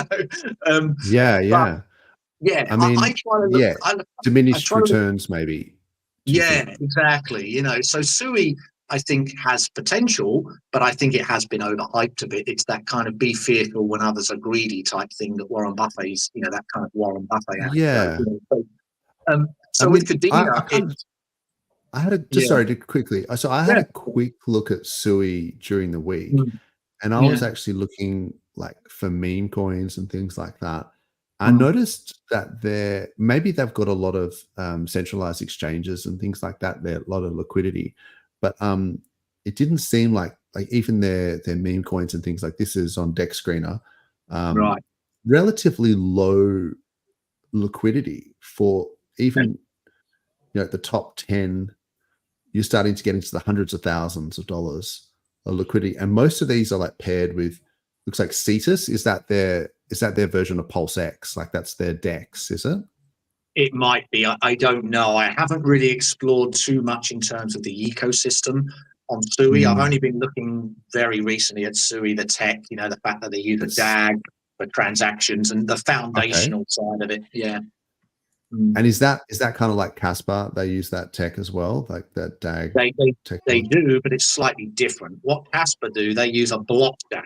So it's a DAG at the block level. So it's basically to avoid the problem that Bitcoin has, where you can get orphan blocks. Casper, you have next to no orphan blocks because it allows blocks to be processed in parallel. But that's a block DAG. That's a DAG at the block level. What Sui do, they do a DAG at the transaction level. So you can get transactions processed in parallel using a DAG. Sort of similar to Casper, it's using a DAG, but at a different level, which has enabled Sui to scale very highly. The only thing that I haven't looked into with Sui with regards to the number of transactions per second it's doing, which is in the order of tens of thousands, I believe, is that how many of those are consensus votes? Because the problem with Solana is their figures were very inflated because 85% of their transactions are actually consensus votes, right? Is that right? So they quoted this 20,000 TPS or whatever, but 85% is actually just consensus votes, right? Is that Now, right? I didn't know that. is that the case as well? I don't know, but I reckon it probably will be. That's crazy. Yeah. So this is the thing, you know, it's all a marketing ploy a lot of the time. And, Look, you know, I remember, yeah, and sometimes these metrics like transactions per second and things like that used to be the big thing for Stellar. I remember it was like, you know, XLM. This is in like 2017 or whatever. And it was like, Stellar's going to be the new world currency because of the transactions per second. But it obviously didn't, right? So it's not the be all and end all in terms of transactions per second. And once Ethereum starts to do sharding and things like that, like they are talking about scaling massively in terms of TPS. That's right. You know, there's other different metrics as well that people use. I mean, finality is generally a pretty good one, right? Look, I don't like the layer twos, the way that they use fraud proofs. I don't like this sort of optimistic fraud proof method where you have like 10 minutes to challenge a block. And then if no one challenges it, then therefore they didn't make an error. I just think I just think it's crazy. So anyway, optimistic rollups are obviously a thing, but it just doesn't sit right with me. Have you heard anything, Ross, about this Uniswap chain that they're about to bring out? No, I have not. No, I don't know anything about that. I just saw Somi talking about it. That's all. Oh. Shout out to Somi. Definitely. So that's a layer one platform, is it? As far as you're aware, or? I don't think it hasn't been released or anything yet, but I think it was more like a layer 2, maybe. I think it was a fork of Ethereum, like EVM. But yeah, maybe I can pull it up and see, because it was just on Somi's thing. Yeah, I hadn't actually heard about that one, so that's interesting. I heard Steph actually talking about Uniswap, saying that's like the Uniswap protocol is like almost the most pure DeFi thing that's sort of on Ethereum. And I guess we'd always been, or Richard was always pushing for Uniswap and how good that technology was and stuff like that. But now that we see a bit of gatekeeping and stuff like that, it's like, is it truly pure DeFi? Like I know that goes a bit more towards like being decentralized or whatever, or centralized, but I see DeFi as also being open and permissionless and not gatekeeping and stuff like that. So interested to see what they do with the chain, because by the sounds of it, they're a bit more centralized than most people thought. They in leadership anyway than they used to be. Yeah, I'm not a huge fan of Hayden Adams. As you know, I've made a few jokes about him and Vitalik having pony parties and things. But yeah, like just the way that I guess they censored Hex on the front end. But it's not to say that you can't still they censor a lot now. But it's just the fact that they so that, because I'm pretty sure Uniswap's being sued by the SEC as well. And then so it might have even been before they got that court case against them. The second the SEC went after Richard, they immediately blocked Hex from the Uniswap front end on Ethereum. And it was like, it just seemed really reactive to that, and then they ended up getting sued anyway. And there's so many other, like so many rugs and scams on that are being traded using Uniswap. They just targeted Hex purely because they didn't want the heat from the SEC. It just seemed like a little bitch move. And then they ended up getting sued anyway. And then you see Hayden Adams like basically, sucking up to Kamala Harris, saying how good she is. And it's like people are saying, bro, they're literally suing you. So it's just not, it's not what I like to see. I don't even think it was because they didn't want to take heat from the SEC. I think it was literally just kicking while down and maximizing damage. I think that, like, I don't think I don't know. So What this shocks is me though? Oh, sorry. No, go ahead. Go ahead. I'll just quickly finish there, right? What shocked me about Uniswap though, is that the amount of adoption that it's got, the Uni token really hasn't performed price-wise that well. They can't. There's a feature where they turn on a fee and they can't turn it on because it gets, the SEC will sue them into the ground calling it a security because of the definition of a security in America. So they can't ever turn it on. And so its main function isn't even existing. That may be why they're trying to create their own uni chain. Like this is you know, shout out to Tommy. Because with PulseX, you know, it has great tokenomics to, you know, in the end reflect the adoption of the chain with a buy and burn, but Uni has nothing like that. Well, so I mean, shout out to Tommy. He puts out so many videos per day. It's insane. Very hardworking man. But yeah, he said here that the Uni chain is an EVM fork like Optimism and Base. It will incorporate faster transaction times and a Uni token fee switch. So that's what you're talking about, Base Rating. It's because it's in the Uniswap V2 and V3 code, I think, is somehow holders of the token get part of the fees. And it's like an additional fee, not liquidity fee or something. And it's very small, but I don't know how exactly it works. I haven't looked at the code recently, so it's not fresh in my mind. But there's something in the Uniswap protocol that enables a fee, but it's turned off. And it can't be turned on because of the regulation around it. Wow. I like this. They are launching Sensor Chain or Sensor Dex. Stilby Johnson Player Hater of the Year. Yeah, I mean that's a fair call. But yeah, interesting that anyway, you know, we just report what's out there, and it'd be interesting to keep, you know, to follow the developments with that. Definitely. Hey, all that DAG talk before got me thinking about. Do you like DAGs? Dag with dogs or sheep dags? Dags. Dags. You mean dogs. You mean dogs. Yeah. I've seen Snatch, bro. You can't get me there. No, I wouldn't have got you, but I was just sort of one while I could, you know. The dags. Yeah. That's Brad Pitt when he's a pikey, right? Yeah. Oh, I love that movie. Yeah, Snatch. I'm pretty sure. Yeah. The dags. That's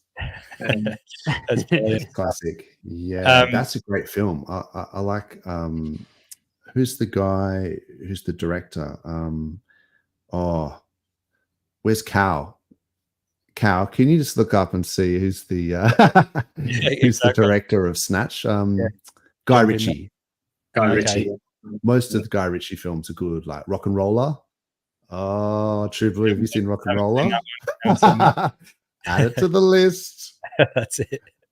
But you've seen Lock, Stock, and Two Smoking Barrels, though, right? Like that's the precursor to Snatch. Yeah.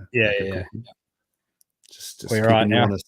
Yeah, that's right. Good stuff. I'm just going to go back on the chat a little bit. Retrostatic was when we were talking about bridges and adoption and stuff.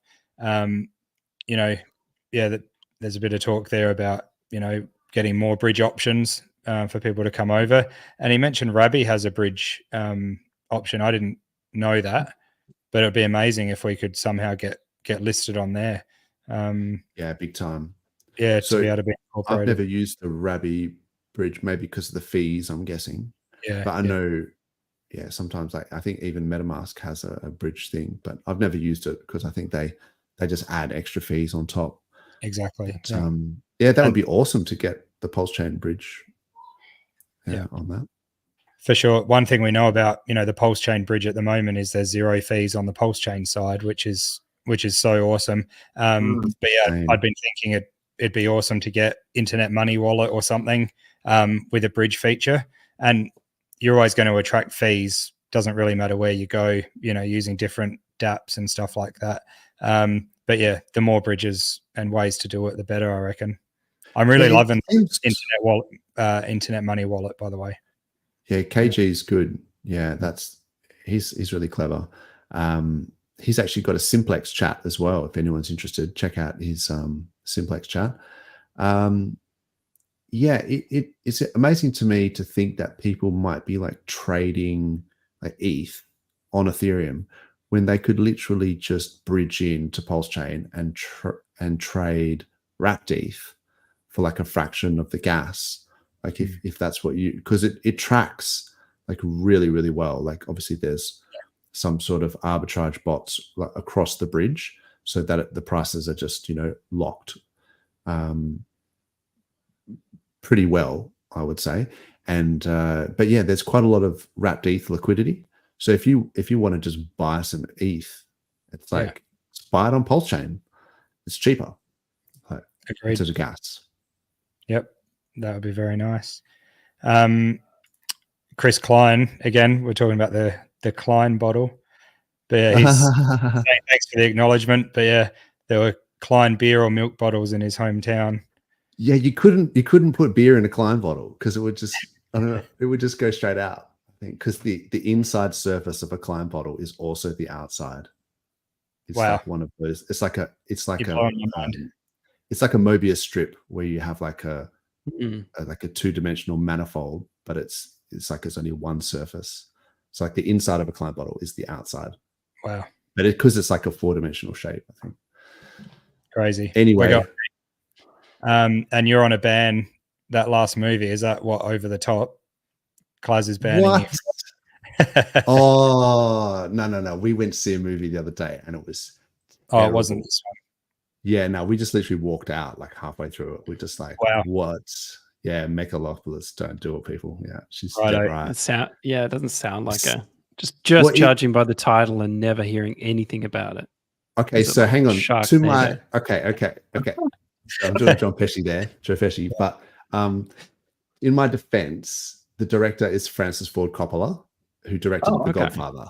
Right? The Godfather is literally the highest ranking movie of all time on IMDb. Like, whether you like it or not, people have to respect The Godfather as like. And then I was like, Francis Ford Coppola. Oh, that's awesome. It's got that Adam Driver guy in it. Like he's quite a, you know, famous actor. And it's got a whole bunch of guys like one of the guys from Breaking Bad and a few other. I think it had anyway, there was a whole bunch of actors in it, and I was like, "This is going to be good," and it wasn't. It was terrible. We just literally walked out. It was like, nah. Damn. So that's yeah. I don't know. Spent $50 on popcorn and drinks and tickets and walked out. That sucks. Sometimes you got to do it, bro. Yeah. Like I said, this movie was that's rough. pretty bad. Shocking. Hey, Chris Klein's talking about angel wrapped ETH. I've never heard of that. What's that all about? I've never heard that term before. Yeah, okay. But it's not moving anymore. Might be the wrong ETH. But yeah. I haven't heard of that one. Yep. Sorry, man. I haven't heard that ETH term or before. wrapped ETH is probably the best ones to go with there. What else have we got here? Sorry, I'm just trying to catch up. I don't like missing. Yeah. I saw this one from Red We got Squirrel. the bottomfish or the blobfish king. Blobfish king. Yeah. Thanks for coming on. Epic handle. Yeah. Did you see the one from Red Squirrel about why are we listening and trusting Steph? I'll just pull this up. I mentioned about that earlier. Yeah. But Eternal Dumper of Hex Hedron created the failure nightmare that was Stakeout. Yeah, like it's controversial. So I had a few small stakes in Stakeout of Hedron. Look, I mean, so I know people can dump Hedron if they want, right? Like, yeah, I don't think that's an issue. I think a lot of people have dumped a lot of Hedron. Absolutely. I think it was the whole like on-chain smart contract wallet fiasco when the Gnosis wallet. Yeah, so that's what I was going to say. Is I think some of this might be slightly unfair criticism in saying that, you know, a perpetual dumper of Hedron probably a lot of people dumped Hedron. And then dumper of Hex, yeah, like that's, I guess, bad, you know, but people can buy and sell tokens permissionlessly. Like he didn't get any, he was just early, I guess. He didn't really get any extra allocation. Like it's just market participants, you know. The failure nightmare that was Staker app. Now that I can understand some people would have some criticism because people who made stakes through Staker app may not have had access to the PulseChain version. Is that right? I never used Staker app. As far as I'm aware, because there's no like front end for it, but it's not just a front end. You need Gnosis themselves to officially support it, and they never 100%. Did. I think. Yeah. I thought that I think even if they did support it, it would be locked. It's like it's a similar situation with OpenSea and a lot of other stuff. Is that it just didn't come across quite right. Yeah, I think Gnosis Safe would have to support those Gnosis contracts on PulseChain in order for them to, and you know, maybe that's something they can do in the future. But as it stands, yeah, people who stake using people can't end their stakes right now on that side. Okay, yeah, and true, because then they'd bleed out as well. So yeah, on the other side, that would be bad actually. Yeah, if that happened to me, I'd be spewing as well. So I can understand people angry at that. Actually, from just to combat that, you could good accounting it, but there's no guarantee you would ever get it out. Okay, there you go. Just to think about that. If so I actually thought about the problem, and because I know you can do good accounting through Etherscan on Ethereum, so maybe there's a way of just doing that same thing on PulseScan. It'd be possible. I'm not saying I've done it. I've had stakes bleed out, not big ones, but like yeah. So look, I can understand how some people would be pissed if they made their stakes through Staker app. I don't do crypto on my phone. I never have, and I don't recommend that anyone does. So, you know, Staker app was good because you could put in a public wallet address and you could check the stakes. Sometimes they wouldn't even be yours. You could just check Godwhale or whatever. But you could have that in there. But actually doing the stakes on your phone, like having the keys stored on your phone, I just thought that was a bad idea. And evidently it was a bad idea. Maybe not for that reason, but because I'd feel for people that did that and put a lot of stakes on Staker app. So yeah, I can understand why there'd be some people that don't like Steph. But yeah, it didn't affect me. I guess that's not really a good reason for me not to. I was just testing it out. I didn't have anything huge, but I was like, how does this work? How does this underlying tech? Is this like the future? Maybe I'm wrong about phone staking, and I wasn't. Yeah. I mean, I thought the same thing. Maybe people were going to be using crypto on their phones more in the future. And it was a little, things weren't a lot newer back then. So. Yeah. Yeah, I think it was really good in one way, which was for adoption. But yeah, obviously all the problems weren't solved, and you know there was other things. You know, maybe the foresight of PulseChain wasn't there, so you know those things weren't really set up. But the idea of it was great, and if you know, it was made with the best of intentions. Yeah, definitely. People are going to do more on their phones as time goes on because not as many people are going to have a second laptop or computers. It's just the way everything's going. Us as purists or whatever want to be able to keep it on computers and stuff, but everyone does everything on their phones. Normies have phones. Yeah. Normies have phones.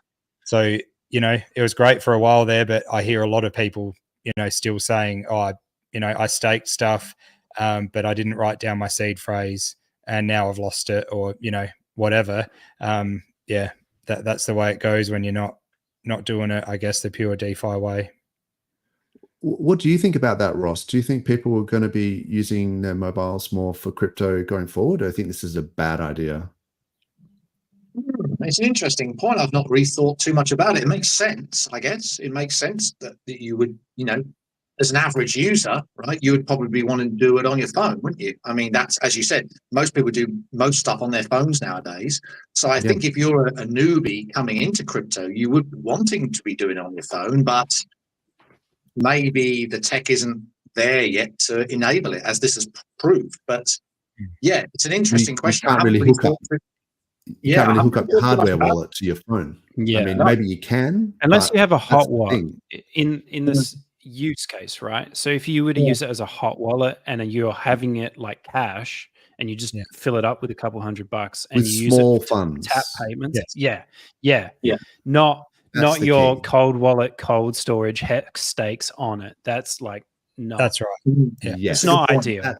I think that's the important distinction here. Yeah. So like if you had a hot wallet and you had to, for whatever reason, degen into some coin or whatever on your phone, or send someone some money. Send people money with those like QR codes. That makes sense on a phone. Yeah. And if you have like your cold storage and then your hot wallet, but cold storage, phone, hardware wallets on it, and the seed should be generated offline, just completely separate. It shouldn't ever touch a computer or a phone. Like that's just bad security practices. Some people have emailed Staker app and been given their seed phrase to then unlock funds. So, all very. That's what I've heard. I haven't. There was something with Gnosis Wallet. There was some sort of social recovery. I don't know how that works though. I would not trust I won't be hot into. The seeds are getting emailed. It's like that wallet is just doxed forever. As far as that is a nightmare wallet. I wouldn't keep that as long. I would probably EES anything on it and get rid of it. But as far as I know, if you still had the phone, there was a way to sort of get in the back end from their side to open it back up and get your stuff. So interesting. I guess if he comes on, we can ask him all about it. Yeah, don't grill him too hard.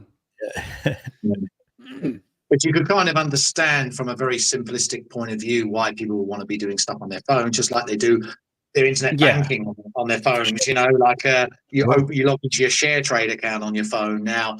I could understand from an adoption point of view why that would be required and could be a barrier to adoption long term. I don't know, but certainly, with the Staker app, it proved that it's not, or maybe quite the right time at this point. It's just not ready for all that yet.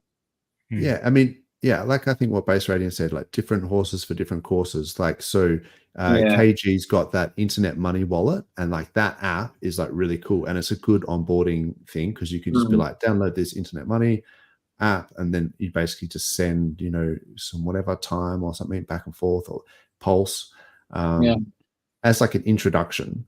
But if you're talking about like 15-year or any like long-term or any substantial amount of money, then you need to use a hardware wallet. Send it up. It's like if you're on the train and you accidentally open that app and someone behind you like sees like $100,000 in your wallet, like that phone's no longer yours, and that happens like that. Like it happens so quick. I didn't even think about that. Yeah. It's just a bad idea all around. To have like substantial funds like accessible on your wallet. On your phone. A clip I saw on Twitter of some guy. It could have been like one of those practice accounts you can do on some apps, but there was this guy standing, like Base Radiant said, he was in public, like in a line or something, and he just opened his crypto wallet or his exchange trading account, and someone was videoing him from behind, and it had like 500 or 600K in there, and he was just like playing with crypto, and it's like, whoa, that's so dangerous. Very dangerous. I'm actually really against this whole idea of people doxing wallets as well, because it's a security risk. Like I saw, we were talking about that, I forget his name already, but that Morad guy we were talking about, Ross. Is that his name? Murad. Murad. So Zach XBT, is that the guy who how he does a lot of on-chain stuff, and he a lot of the time will find scammers and alert people and collect bounties and things like that. He does a lot of like on-chain stuff. He recently doxed that Morad guy's wallets and just said like, here's like his 11 wallets that have this whatever it is, SPX 6900, coin and Giga and a whole bunch of other meme coins. And he had $24 million worth of meme coins. And it's just like, that is the rudest thing to do, if you ask me, because now that you've doxed this guy's wallets, if he tries to sell anything at any time, and he holds tens of millions of dollars of this shit coin that he's shilling, like, he's going to dump the price the second he starts selling it. It's just like irresponsible to do that. And it's not like that Murad guy is a scammer. Like, he's like a legitimate guy who bought those coins. So why would you dox all his wallets? I just thought that was a shit move. Yep. Yeah, it's not good. Yep. Safety and security for people. Yeah, you don't want to sort of. Yeah, and now he's a target, right? Now he's a target. Like, someone could just see him in the street and just know. People know physically who he is. That's exactly it. Yeah. Yeah, wrench attacks. Yeah. It's just like, I just thought that was a poor form to do that. I agree. Hey, there's a good question in here for you, Ross. Nick Eddy. Hey, Nick. A long time viewer. Does anyone understand the consensus mechanism of BitTensor? I reckon you do. Yeah. Can you I mean, put it out in a couple of minutes? BitTensor is basically what they call, in a sense, proof of useful work, right? Because in more layman's terms, what happens with Bitcoin is it's just solving a puzzle, right? With BitTensor, they're actually solving real world AI problems, right? So they solve AI puzzles, which makes AI stronger, which is the great thing about BitTensor as a foundation, right? Yeah. So what happens is a node that basically learns and cracks AI problems, making that AI output stronger, then gets rewarded, because then that node teaches other nodes, okay, based on how, its model, what it's learned, and then that node gets the rewards, right? And in BitTensor, you have many different subnets. So you can have a chatbot subnet, a machine language translation subnet, a subnet for this, a subnet for that, right? So they've all got their own different application subnets, and the miners on those subnets get rewarded. The actual consensus mechanism is called UMA consensus, YUMA. It's called UMA consensus, where nodes get rewarded based on the knowledge that they gained and how it's benefited the performance of all the nodes that it's taught. Yeah. Oh, wow. That's really interesting. Wow, well explained. Cracking the AI problems and stuff like that. Is that even like, I've noticed, I heard that, when you get you go to sign in and it's a 2-factor authentication or whatever, and then you get the solve this puzzle, that is also I know it's probably not, it's not part of BitTensor, but that is actually like reporting back and assisting AI in learning. Exactly. Learning what our answers are in the real world. Yep, wow. Exactly. Yeah. That would be a simple, version of it, and that's why BitTensor has done really well, because it's unique, right? It's a unique idea, and this is where it comes back to investing in projects that are unique, because there's so many projects out there now, right? And picking a unique project that's solving a real world problem that hasn't been solved yet, it's not easy. But BitTensor was one that I saw that I thought, this looks like, a problem that could be solved, right? This is, decentralized AI. It cuts the cost of all the big corporations. So, or any new startup wanting to launch AI or AI models could outsource to BitTensor. Right? All the miners and all the equipment on the BitTensor network does it. They don't need their own data warehouses now. So you can cut the cost massively. Yeah. That's awesome. Absolutely amazing. Full proof of work. Yeah. And I've heard a lot of like Bitcoin mining farms are also sort of changing over to doing stuff like that with AI. There's a bit of a market there as well. They might, get more rewards in that way nowadays. Yeah. Interesting seeing the shift. Red Bull's asking what we think of the Titan X ecosystem. Look, everyone has their own opinion. Mine first up would be, I like to look at other things and, you know, occasionally put like a small bag over there, different things, just to see how it goes. But yeah, I also see that a lot of people in the Hex or PulseChain community got sort of dragged over there in the way of with attention. And then I've sort of seen with the price charts, you know, maybe some people selling off there and coming back. So if they made gains over there and came back to buy up, that's great. But some people just lose money, you know, trying to trade and make more gains in other ways. So there's definitely been some price appreciation on their chart. People have done well with it. I don't know about the long term on it though. What do you guys think? Yeah, I mean, I looked into it at the start, and I think I got some miners going, and you know, they did okay. I liked the idea it was being paid in ETH, and then I think the miners stopped being profitable. So it was like it was profitable at the start, and then there was a point where you put your ETH in and you get less back or something. And I was just like, I stopped paying attention at that point. I was just like, yep. All right, I'm out. So maybe my attention span is not quite there. But I know Base Radian knows a lot more about it, so I'll defer to what he says. Yeah. So there's been so many cohesive symbiotic projects that are all built in this ecosystem, and you can kind of think about it like layers, like layer 1 and layer 2 protocols, although they're all on layer 1 ETH. And mainly the aim of the game is to be burning inflation such that Titan X or another token within the community is seeing price appreciation by the fact that there's scarcity and hyperdeflationary mechanisms. Another popular thing is buy and burn. The buy and burn that Jake Sharp invented is like very, very effective. It's slightly different to the one on PulseX, but the cognitive idea is similar. But it's like a lot of the funds go to buying and burning, and so you have all these like hyper deflationary assets all ratcheting up on each other, and it's melting faces.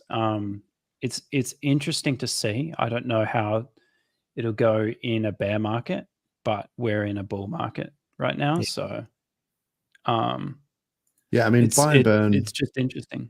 Protocols, I think that, I mean, they all sort of took that idea really from PulseX, I feel. Yeah.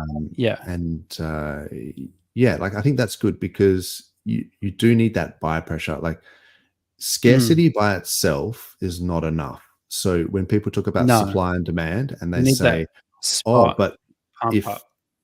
Exactly. So it's two sides of the balancing, you know, seesaw. So if you say, "Oh, everything is just supply and demand," and that if you have less supply, therefore, then the price should go up.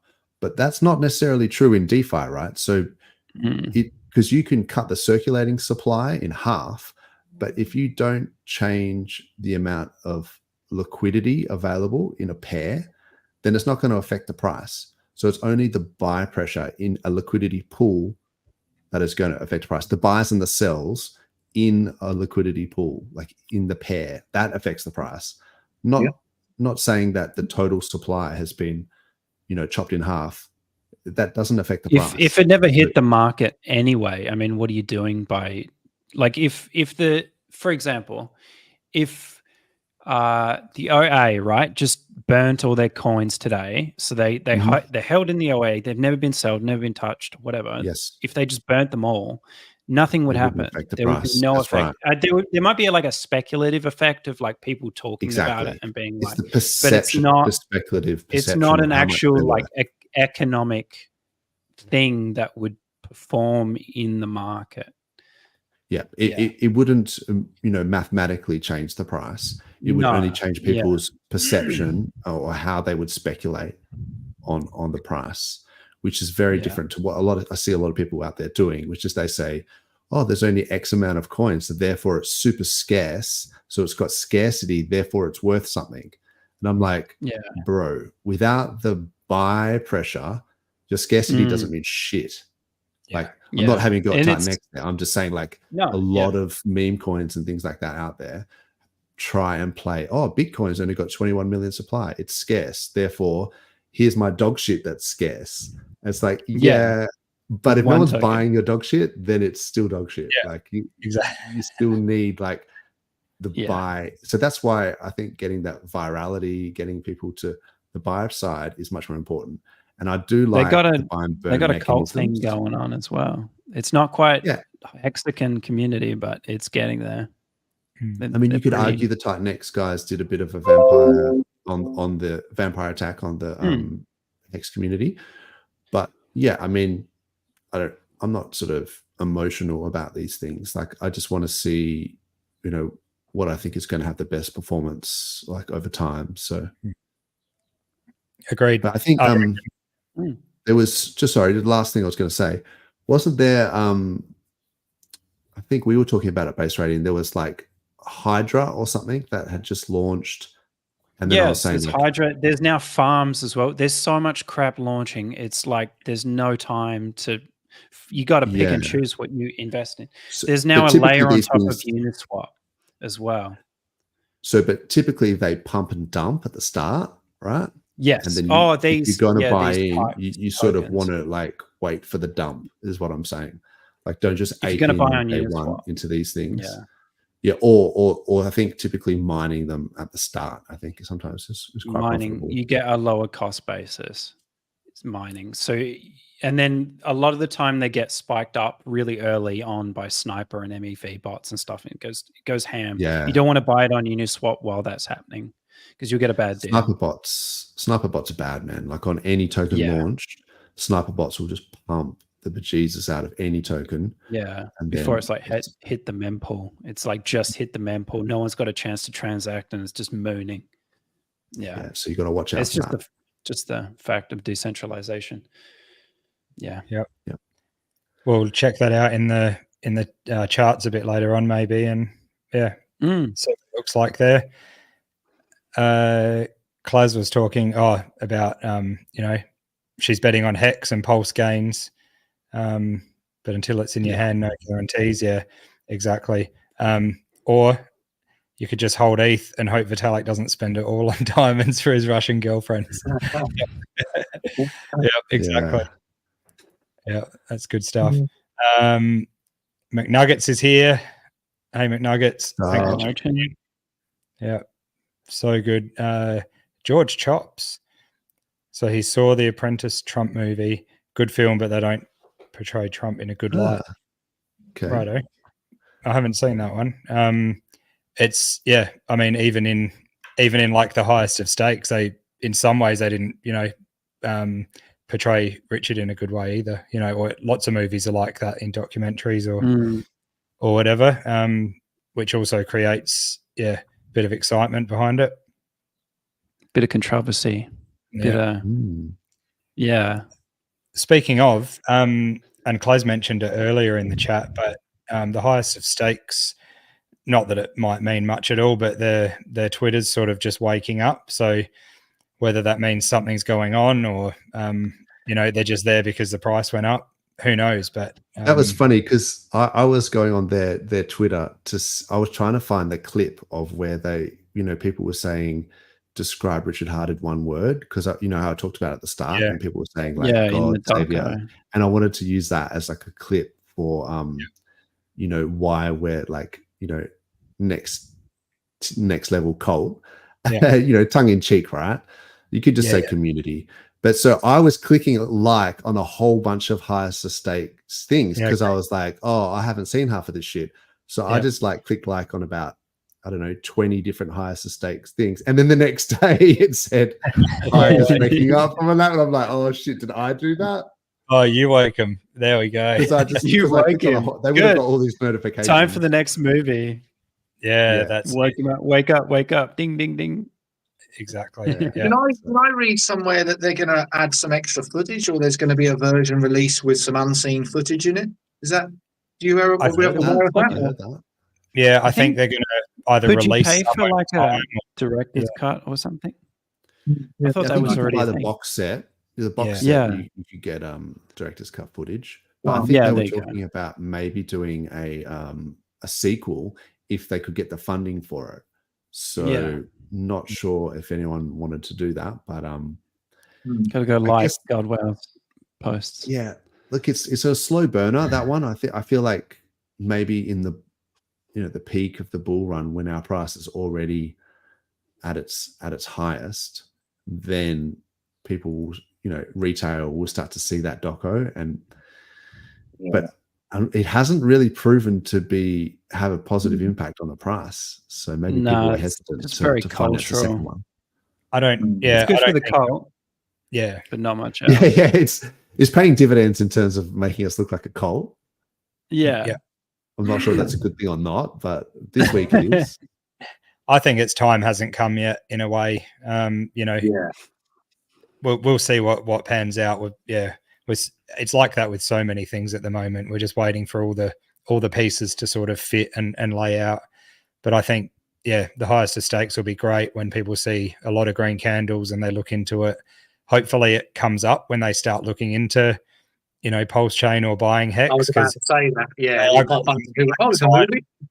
Yeah. So hopefully they actually can. It would be nice.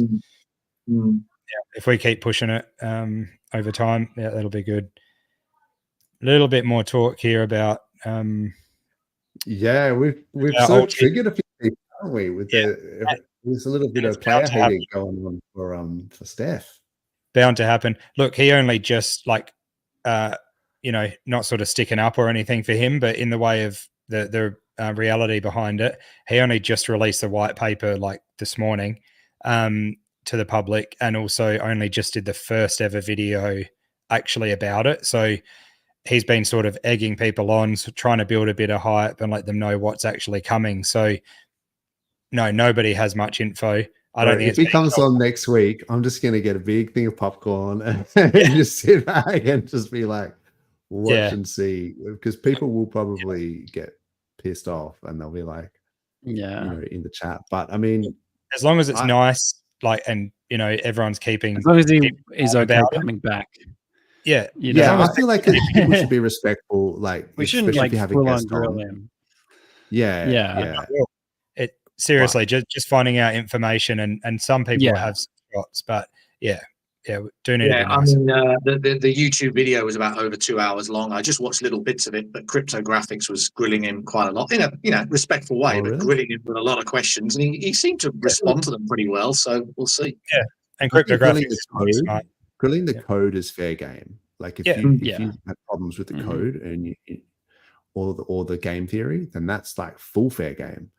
But ad hominem attacks and doxing wallets. Like I said before, I'm not a fan of doxing wallets and stuff, so I don't think that's cool. But look, as long as there's no admin keys, and we know very well that there's no founder allocation or anything like that, that means that it's a pretty even playing field, really. We'll find out more, but that's definitely two things that I know for sure.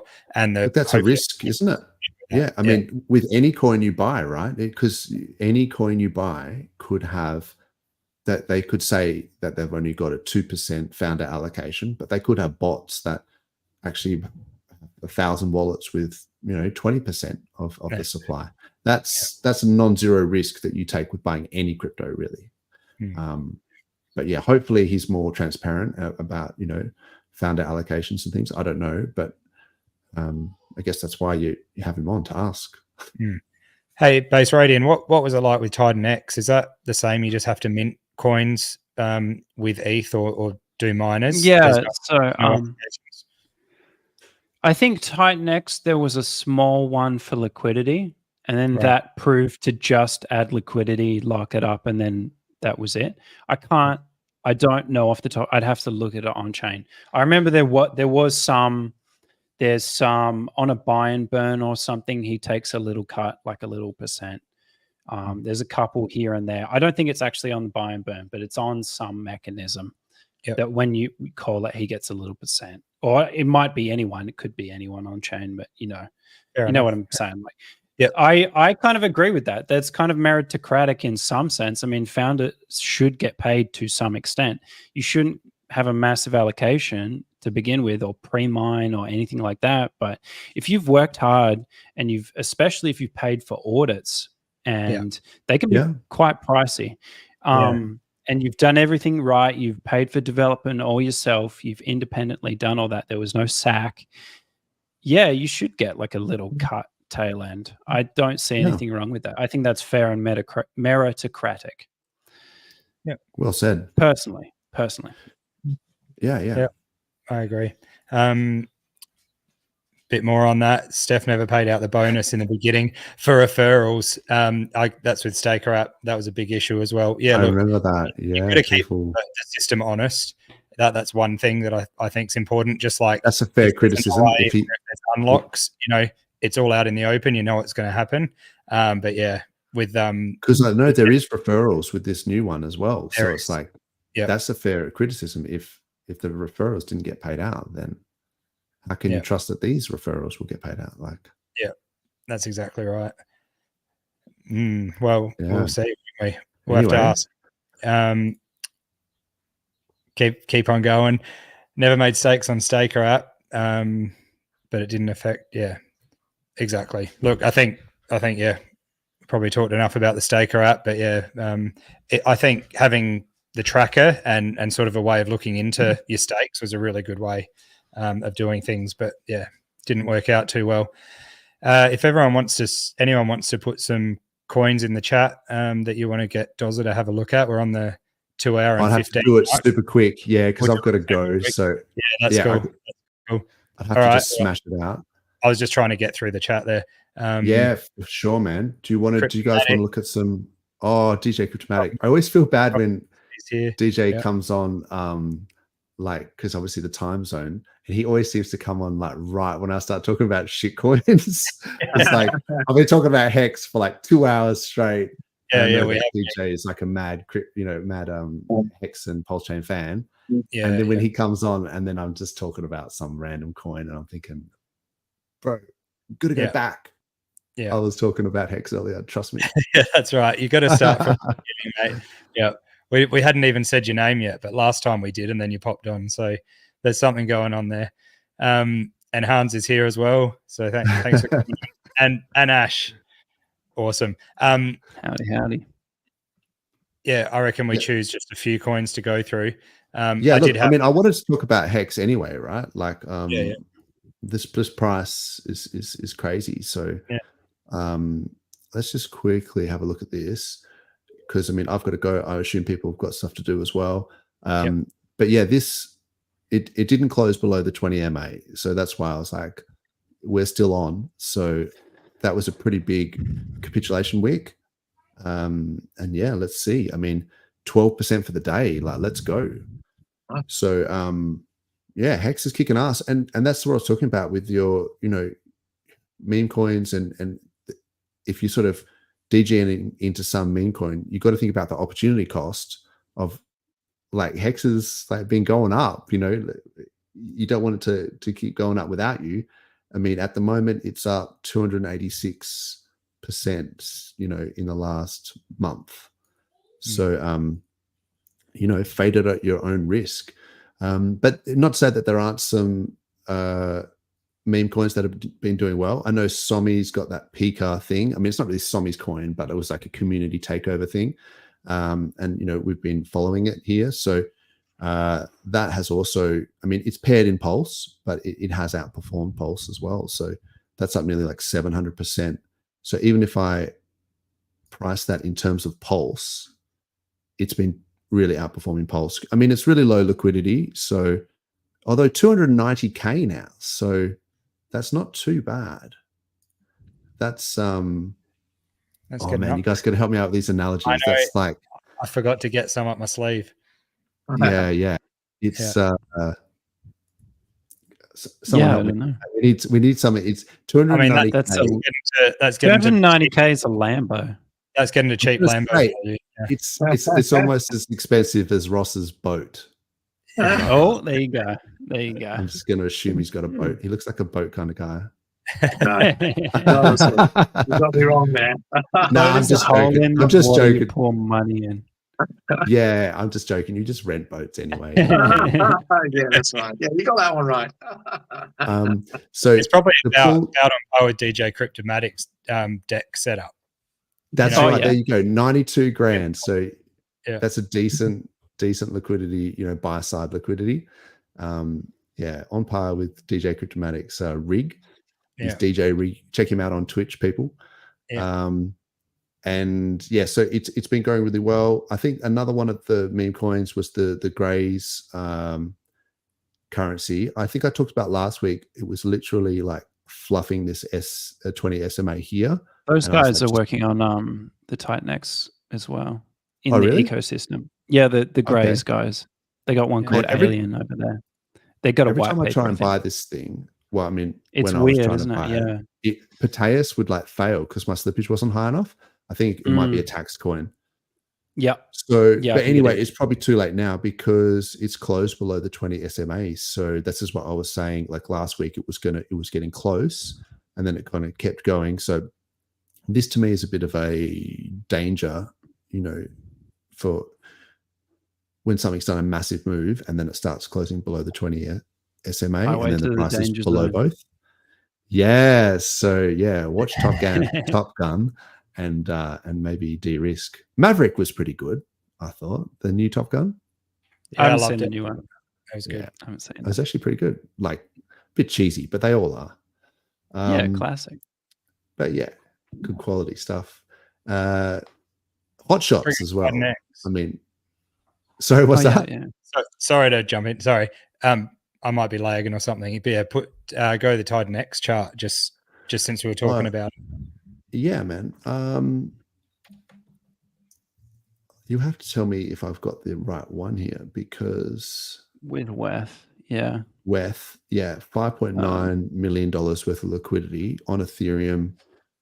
Yeah. Certainly got that rounded bottom look, doesn't it? And on the daily, yeah, holy shit. I mean, it's got the 10 and the 20 and is this the 50 or the 50 simple moving averages all stacked, prices above all three. Yeah, it looks good, man. Like it's certainly in an uptrend. There's no more inflation, I think, or very, very scarce inflation. And I don't think there ever will be unless it somehow becomes so profitable that you can mine again, which I don't know if that's a thing. But look, I mean, there's always going to be resistance, and there'll be but much less inflation because it rolls off day over day as well in the mining. So by the time it is profitable to mine again, if it were to be, the amount of inflation you would get is significantly less. Anyway, yeah, awesome.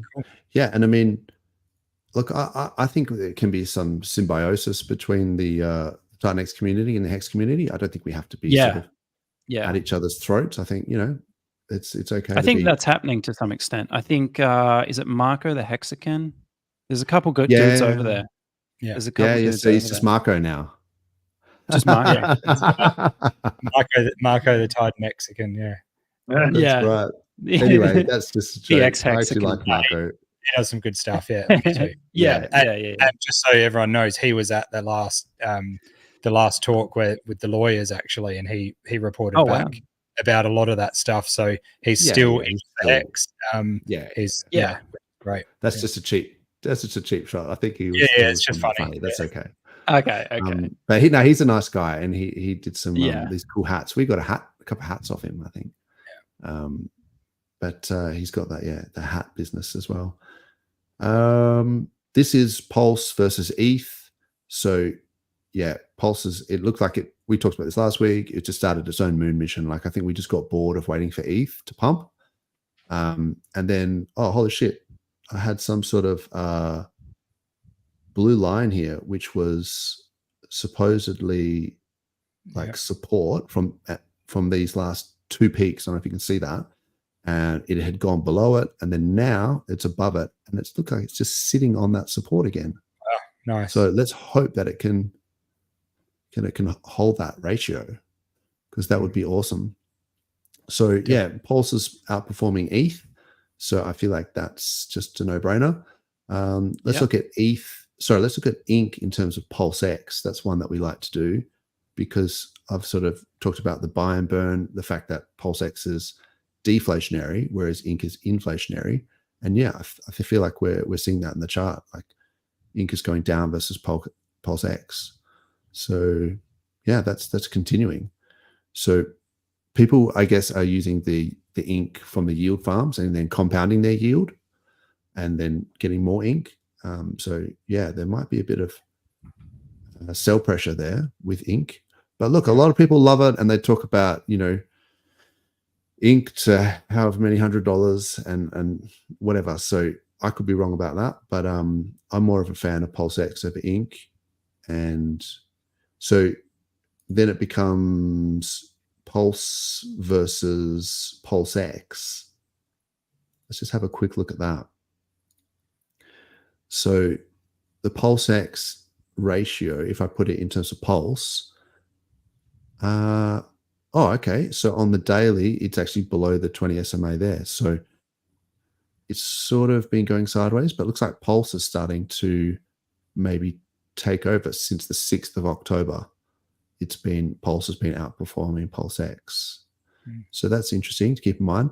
I think also the Hex Pulse ratio, we talked about that one earlier. If I price Hex in terms of PulseX, Hex in terms of Pulse, yeah. So there was a nice little support there, and it's bounced off that. So around the 277 Pulse per Hex. So that would be crazy if that continues and makes a higher high. Yeah.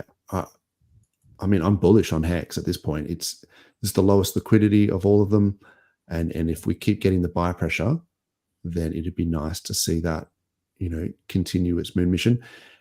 Be wary, I guess, of the trial. Like, you know, sometimes these things, when there's like a sell the news event, they tend to pump before the sell the news, and then it sort of peaks and then bleeds into that event. Yeah. Like I've sort of said that before. So I'm sort of be watching probably about 2 weeks before the trial, maybe, just to keep an eye on that and just sort of see what's happening. But, you know, who's to say? That's just speculation. SolidX, I don't think it's doing much. Pump the chart, fire whale, and give us something to talk about. Oh, it's just getting supported again on that random line that I drew, $13.1. So it's just literally hit it like 1, 2, 3. It's the 4th time it's being supported by that line. So yeah, it's not really doing much. I guess let's just do a quick check of the teddy bear, pulse check, vibe check. Are they still alive? I don't know. Let me know in the chat. I am not a huge fan, but some people are. It looks like it's in a short-term downtrend. Maybe on the daily, it looks a bit better. Oh yeah, the daily, it's actually been doing okay. So I mean, it's paired with Pulse, so you would expect it to go up with Pulse. Yep. Okay. Yeah, maybe one to keep an eye on. I'm always a bit suspicious of Moon King. I know what you mean. Yeah. Yeah, so take that how you want. But some people would argue, you know. So I guess let's have a look at the Tangang coins, you know, HOA real quick. I mean, I kind of think most of this is based on HOA. So if HOA starts to pump, some of the other ones will pump, and it's still going up, you know. So yeah, HOA, I guess similar deal, priced in Pulse, but there does seem to be, even against Pulse, it seems to be outperforming. So we'll see. I wonder, I remember when it got to that, what was the market cap up here? It was like $10 million. And that was a real psychological level where they couldn't get above 10 million in terms of market cap. I wonder if that won't happen to other coins, like, you know, Pika or whatever. Oh, holy shit. Pika's at 9.3 million market cap. Yeah, right. Okay. Beware the $10 million market cap curse. I don't want to be like just saying as all. People look at this shit and they go, what's the market cap? Oh, is it less than 10 million? You know, and then so, yeah. But look, Pika's been strong, man. So let's see. Definitely been going Anyway, strong. Good stuff. Yeah. Is there any other coins in the chat that I was meant to look at? Oh, here we go. What's this one? Charizard. That was back when you were talking about Pika earlier. Yeah. So this is on PulseChain. So this is okay. Yeah, it did pump pretty hard. What's the liquidity? 19 grand. Yeah. Is it?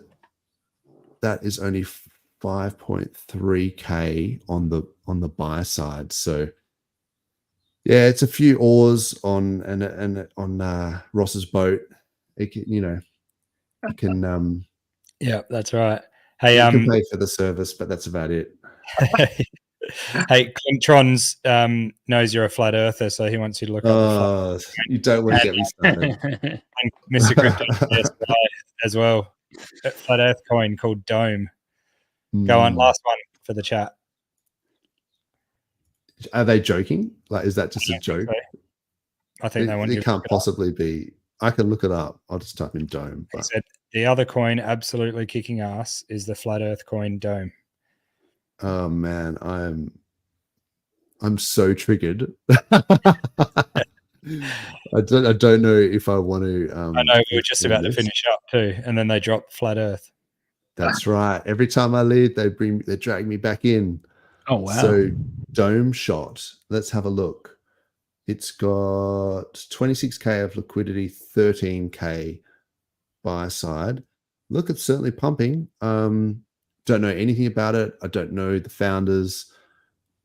Yeah, I hope it keeps going. How long? It's been out for a while. I think Flat Earth is. It's not going away. Sorry to trigger everyone. But yeah, look, you can literally watch live feeds from the International Space Station. Like there's all sorts of proof that it's not a flat Earth. So I don't know why we're going back like thousands of years. Let's just question everything. But anyway, Dome shot, not for me, just on principle. No, exactly. That's funny. All right. Well, I reckon we're getting to about that time. Yeah, let's wrap it up, man. Any last words? My first one, my last word would be the base stake ends in 3 days.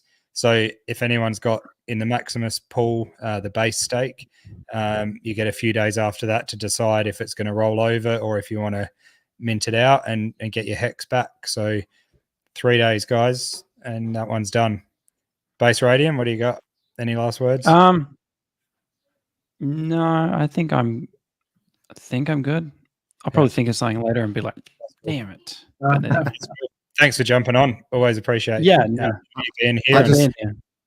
I just want to say thanks to Ross for coming on and sitting around for a couple of hours of course Space Radiant and everyone and True Blue as well and all the chat. Thanks everyone. But it's great to have Ross on. And he gives us a bit of an insight into what the other chains are doing as well. So I appreciate that. Yeah, definitely. Any words from you, Ross? Well, I'm feeling a lot better now. I was feeling a bit fluey before the start of the show, but I'm perked up a bit now, and I might even go for a beer. Who knows? But yeah, sounds good. Nice one. Yeah, no, you should do it. When Ross first came on, he said, "Oh, I might stick around for an hour," and you've done well. So it's a bit like that whole crypto thing. You come in for the games and you stay for the revolution. Awesome. Cool. Thanks, guys. Thanks, chat. Have a good weekend, eh? Yep. Thanks very much, everyone. Take it easy. See you next week. Legends. Thanks, guys. Bye. Bye.